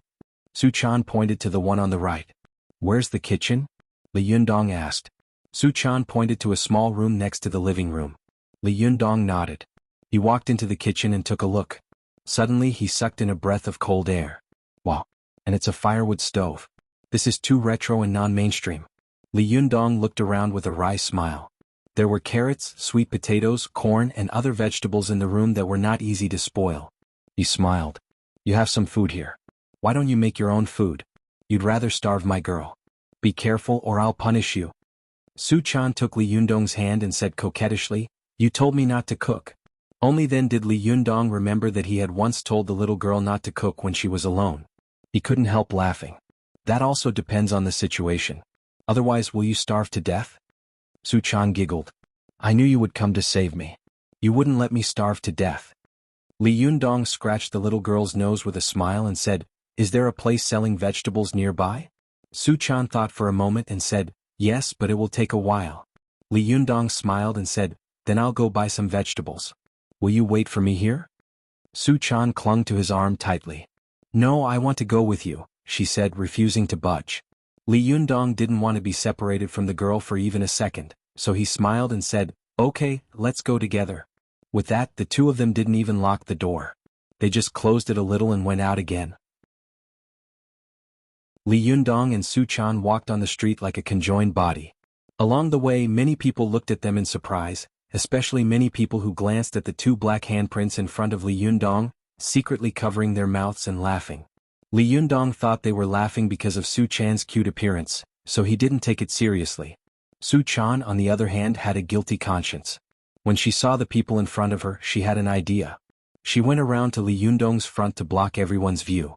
When they turned around to the back, she went around to Li Yundong's back to block their view. She was busy spinning around Li Yundong like a spinning top. Li Yundong saw her running around like a busy bee, so he smiled and said, What are you running around for? My eyes are dazzled by you. Su Chan giggled and said, Nothing. Li Yundong saw that all the tourists in Shantang were looking at him. He couldn't help but ask curiously, Why are they looking at me? Is there something on my face? Su Chan was shocked, but she smiled dryly and said, Nothing, nothing. You're the most handsome man. How could there be flowers? Saying this, she urged Li Yundong to hurry up and said, I'm starving. Let's go buy some food. Li Yundong didn't suspect anything. He smiled and went to a nearby small market with Su Chan, bought some food and then prepared to go home. On the way home, they suddenly met the boy who had been pestering Su Chan before. Li Yundong glanced at him faintly and didn't say anything. He walked over with Su Chan, who deliberately held Li Yundong's arm tightly to show off and made a face at the boy. The boy stared blankly at Su Chan and Li Yundong as they left. He was so angry that smoke was coming out of his nostrils. Damn it. All the good cabbages have been taken by pigs. Is this beauty blind? How could she be with a mute? This mute **** was still wearing such dirty clothes. Damn it, what kind of world is this? She doesn't even want to be with a handsome, rich man like me and run away to be with such a thing. Is there any justice in this world? Is there any law in this world? Li Yundong didn't know that someone was criticizing him behind his back. He took Su Chan back to the place where he lived. He quickly made 2 dishes and a soup in the kitchen, and then brought them to the square table. The 2 of them sat facing each other. Su Chan held the hot rice bowl in her hand and looked at the steaming soup in front of her. For a moment, she felt warm in her heart. She stretched her head and opened her mouth, smiling. I want you to feed me soup, she said. Li Yundong smiled and scooped up a spoonful of soup. He blew on it, then moved closer to Su Chan's mouth and said, Okay. I'll feed you like this for the rest of your life. Su Chan looked at Li Yundong in a daze. She didn't know why, but she suddenly felt sad and tears fell from her eyes again, dripping into the soup spoon. Li Yundong smiled. Why are you crying again? Are you thinking about your master again? Don't worry, I will definitely help you find her. Su Chan shook her head and wiped away her tears. No, I believe you can find her. I am just too happy. Li Yundong smiled and said, Drink the soup while it's hot. Su Chan stuck out her bright red tongue and licked it. She smacked her lips and said, It's salty. You put too much salt in it. Li Yundong pretended to be angry and said, Nonsense. It's clear that your tears just now made the soup salty. Su Chan giggled, opened her mouth and swallowed the spoon in one gulp. When she opened her mouth again she said with a smile, "It's sweet." Li Yundong saw that she was obviously talking nonsense, so he immediately laughed. He also opened his mouth, stood up, leaned his upper body forward slightly and said, "I fed you. It's your turn to feed me." Su Chan also took a spoonful of soup and stood up to feed it to Li Yundong. But as soon as the soup reached Li Yundong's mouth, her eyes fell on the two dazzling black handprints in front of Li Yundong's body. Her heart trembled and her hand tilted, causing the soup to spill towards Li Yundong's mouth. Li Yundong curled his mouth and wanted to catch it, but it still spilled all over his body. He quickly stood up and lowered his head to pat the soup off his body. But as soon as he lowered his head, he suddenly took a deep breath. "Oh my god, I've been hit by the Tantric Mahamudra." Li Yundong didn't even need to think to know that it must be the work of the little girl. He raised his head helplessly and said with a drawl, "Suit, Chan." Seeing that she couldn't hide it any longer, the little girl walked over with her head down. She grabbed the corner of her clothes and said pitifully, "I'm sorry. I was too excited just now so I dirtied your clothes. It's no big deal. I'll wash them for you." Li Yundong couldn't help laughing when he saw the little girl's pitiful appearance. He pinched her nose with his hand and said, "Let's eat first." Su Chan was delighted and raised her head. "Don't you need me to wash them?" Li Yundong scolded with a smile, "Only after eating will you have the strength to wash them." Su Chan's face suddenly fell. "Oh?" She obediently sat down at the table and began to eat. At first she wolfed down her food.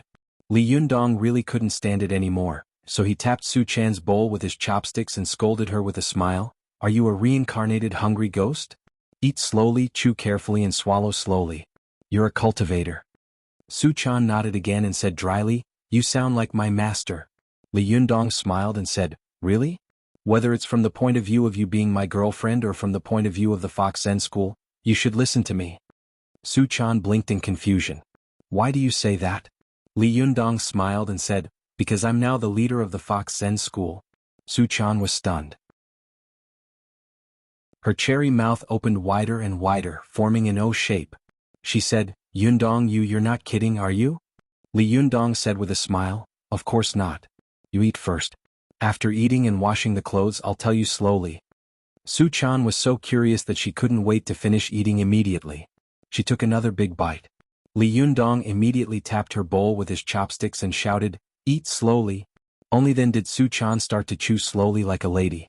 After she finished eating, she cleverly cleaned up the bowls on the table. Li Yundong had nothing to do, so he walked to Su Chan's room. There was only a mahogany table and an antique mahogany bed in the room. The bed was covered with soft bedding, and there were writing brushes, ink, paper and inkstones on the table. Li Yundong walked to the table and saw a stack of rice paper under the paperweight. There was a line of small seal characters written on the rice paper. Li Yundong picked it up and looked at it. He suddenly smiled and recited loudly, "Fine clouds play tricks, flying stars pass hate, silver river passes in the dark. When the golden wind and jade do meet, it is better than countless things in the world. Tenderness is like water, a good night is like a dream, forgetting the magpie bridge to return home. If two people love each other for a long time, why do they sleep on the bed?" After he finished reciting, he laughed loudly and picked up the brush next to him. He added, "Fine clouds play tricks, flying stars pass hate, silver river passes in the dark. When the golden wind and jade do meet, it is better than adultery. Tenderness is like water, a good night is like a dream, forgetting the magpie bridge to return home. If two people love each other for a long time, why do they sleep on the bed? Haha, this is how it should be." Li Yundong amused himself by ruining Qin Guan's The Immortal at the Magpie Bridge.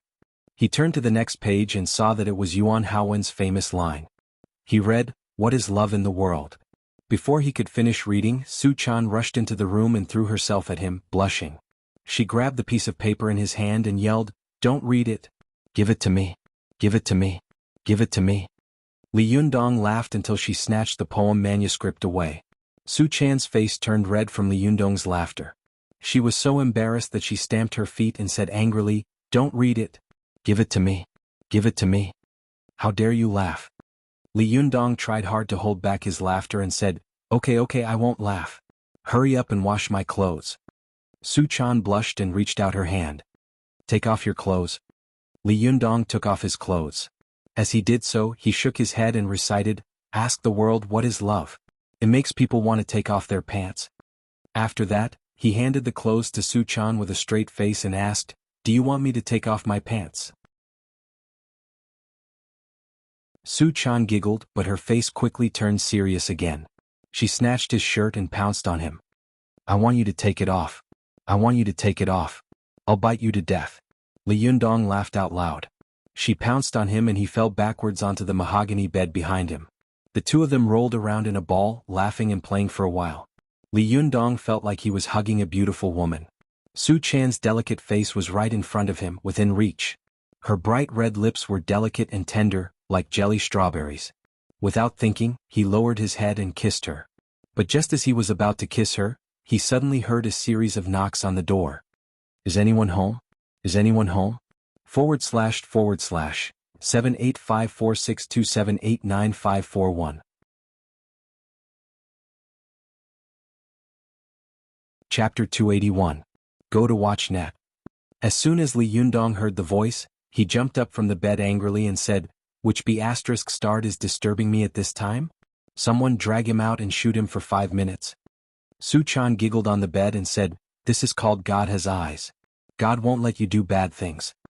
Li Yundong pretended to be angry and said, ***, I'm your leader. How dare you not speak up for me? I'll take off my clothes and pants." Su-chan laughed so hard that she rolled on the bed like a gourd. "You've already taken off your clothes. Do you want to take off your pants again? Be careful that others see you like this. They'll laugh at the leader of the Fox Zen school for not being decent." Li Yundong raised his head and laughed. "Apart from the cultivation world, who knows that I'm the leader of the Fox Zen school?" While the two of them were whispering to each other, they heard the knocking on the door getting louder and louder. A woman shouted, "Is there anyone here?" Li Yundong winked at Su-chan and gestured at himself. "Hey, do you want the leader of the Fox Zen school to go out to meet the guest with his shirt off? Hurry up and get a set of clothes." Su-chan looked embarrassed. "But we don't have men's clothes here. Go to watch net. 7 KOM. Li Yundong smiled bitterly and said, "Then give me those dirty clothes. I'll make do with them." Su-chan suddenly thought of something and ran into Ao Wushuang's room. After a while she took out a set of clothes and brought them to Li Yundong. Li Yundong looked at it and was immediately amused. He saw that it was a large Taoist robe. Li Yundong took it and put it on. It fit him well. He immediately bowed his head and said seriously, "Amateus, fellow Taoist, please lead the way." Su-chan giggled and returned the salute seriously. "Yes, leader." The two of them looked at each other and smiled, then wanted to go outside. When Li Yundong walked outside, he saw a woman dressed in branded clothes knocking on the brass ring on the door impatiently. "Hello, how can I help you?" Li Yundong asked politely. The woman was about 40 years old and had heavy makeup on her face. She was carrying a small bag in her hand. As soon as she saw Li Yundong, she was stunned and secretly cheered in her heart, "What a handsome and heroic Taoist. It's a pity that he has become a monk." Seeing that Li Yundong was extraordinary and handsome, her previous anger dissipated a little. She lowered her voice and said, "I'm looking for Miss Ning Wushuang." "Ning Wushuang?" Li Yundong was stunned. Su-chan reacted quickly and whispered in his ear, "It's my master." Her original name was Ning Wushuang, and later she changed her name to Ao Wushuang. Li Yundong reacted and smiled. "Ning Wushuang isn't here right now. You can tell me if there's anything." The woman looked him up and down from head to toe. "You can make decisions? Who are you to her?" When Su-chan saw the doubt in her eyes, she said loudly, "This is our sect leader. Ning Wushuang is my master." She has to bow and greet the sect leader. "Leader?" The expression on the middle-aged woman's face suddenly became very strange. She thought to herself, could he be the leader in the costume drama? Li Yundong chuckled and said, "If you have anything to say, you can tell me. I can more or less make some decisions." The middle-aged woman saw that Li Yundong was calm and composed when he spoke. Although he looked young, he had a temperament like a pine tree when he stood there. He was extraordinary, like a deep pool in a high mountain. He was indeed like a leader who was used to storms and could control the situation. The middle-aged woman retracted her contemptuous and suspicious gaze.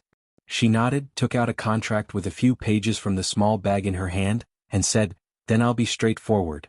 2 years ago, Ning Wushuang rented this house from me for 2 years. Today is exactly 2 years. I wanted to call Miss Ning Wushuang, but unfortunately I couldn't get in touch with her, so I had to come here. Li Yundong muttered in his heart, is there such a coincidence? The contract is up today? She just happened to come here when I was making out with that girl? The middle-aged woman handed the contract over and said, take a look at it yourself. Li Yundong took the contract and glanced at it. Sure enough, it was today. He smiled bitterly in his heart, but he still said politely, you came today to ask if we would like to renew the contract, right? The middle-aged woman nodded and said, yes, if we renew the contract, the rent may be raised a little. You know, everything has been rising recently and this place is in a prime location, so you know. Li Yundong looked at Su Chan and asked her with his eyes, which meant, do you want to renew the contract for your master? Before Su Chan could speak, she heard a boy next to her say loudly, I'll rent it, I'll rent it. Li Yundong and Su Chan turned their heads and saw that it was the boy who had pestered Su Chan before. They didn't know which corner he had come out from, but they didn't know where he had come from. Li Yundong and Su Chan looked at each other, then at each other. Su Chan whispered, Yundong, this guy is so annoying. He's been following me like sticky candy for several days. Li Yundong smiled and whispered to her, it's okay. It's not like I haven't met this kind of rich guy before. After that, he winked at her. Su Chan burst into laughter. She remembered the scene when Li Yundong teased Lu Chuan, so she calmed down and waited for the show to start. The boy saw that Li Yundong and Su Chan were so intimate and didn't take him seriously at all. He became more and more jealous. He said rudely to Li Yundong, hey, aren't you mute? Li Yundong smiled and said, when did I say that I was mute? The boy said angrily, then why didn't you speak at that time? Why are you still pretending? Li Yundong chuckled. I was holding something in my mouth, so it was inconvenient. Besides, if you're mute if you don't speak, then you're a chatterbox now, aren't you? Su Chan immediately giggled. Even the middle-aged woman who was watching from the side had a smile on her face. The boy was so angry that his face turned red. He turned his head and said to the middle-aged woman, how much is your house for a year? I'll rent it to you. The middle-aged woman looked the boy up and down. She saw that he was wearing expensive branded clothes, and his tone was even more frightening. She knew that he was most likely a rich second generation. She smiled and said, when Miss Ning Wushuang signed with me, there was a clause in the contract that if the price was negotiated, she would have the priority to sign the contract. She said this politely, but her next words revealed the nature of a businesswoman. But if you offer a higher price, I naturally won't refuse. When the boy heard this, he immediately became arrogant and raised his head provocatively at Li Yundong. Li Yundong didn't get angry. He smiled at the middle-aged woman and said, how much is the rent a year? The middle-aged woman stretched out a finger. 100,000. Li Yundong's heart skipped a beat. Before he could finish speaking, the middle-aged woman quickly said, that was the price 2 years ago. This year's price is 150,000. Li Yundong took a deep breath and thought to himself, oh my God, she's robbing me. Although this house is a little old, it's located in a tourist attraction and has its own courtyard. It's indeed worth so much money. But how can I have so much money to rent this house now? While he was thinking, the boy next to him rushed to say, 150,000, right? Okay, I'll rent it. Li Yundong's heart skipped a beat. Since I'm now the leader of the Fox Zen school, I should have some money, right? I should be able to afford it, right? Li Yundong thought for a moment and said, 150,000 is fine. I'm willing to rent it. Seeing that Li Yundong had agreed, the boy immediately said, I'll pay 200,000. Li Yundong said calmly, then I'll also pay 200,000. The boy said proudly, I'll pay 500,000. His words were full of the aura of a rich second generation. At this time, Li Yundong had already given up renting the house. No matter how rich the Fox Zen school was, it couldn't be wasted like this. It was a house, so it didn't matter where he rented it. However, he wanted to make things difficult for the boy, so he smiled and said, then I'll also pay 500,000. Seeing that Li Yundong was bickering with him, the boy couldn't help but shout angrily, I'll pay 1 million. Li Yundong saw that the veins on his forehead were bulging. It was obvious that he had made up his mind. If Li Yundong continued to provoke him, the guy might give up. He shook his head and deliberately pretended to sigh. He said to Su Chan, I'm sorry, I don't have that much money. I can't rent it. Su Chan was clever and clever. She said with a sad face, then what should we do? The boy snorted and sneered. Dude, don't pick up girls if you don't have money these days. Su Chan made a face at him and said, bah, you haven't rented it yet. What are you so proud of? The boy sneered and took out a checkbook from his arms. He quickly wrote a string of numbers, signed his name, and waved it in front of the middle-aged woman. "Where's the contract?" The middle-aged woman hadn't expected that the two boys' jealousy would benefit her. The rent of the house had been 150,000 yuan a year, but it had been raised to 1 million. She was so happy that her eyes were about to disappear.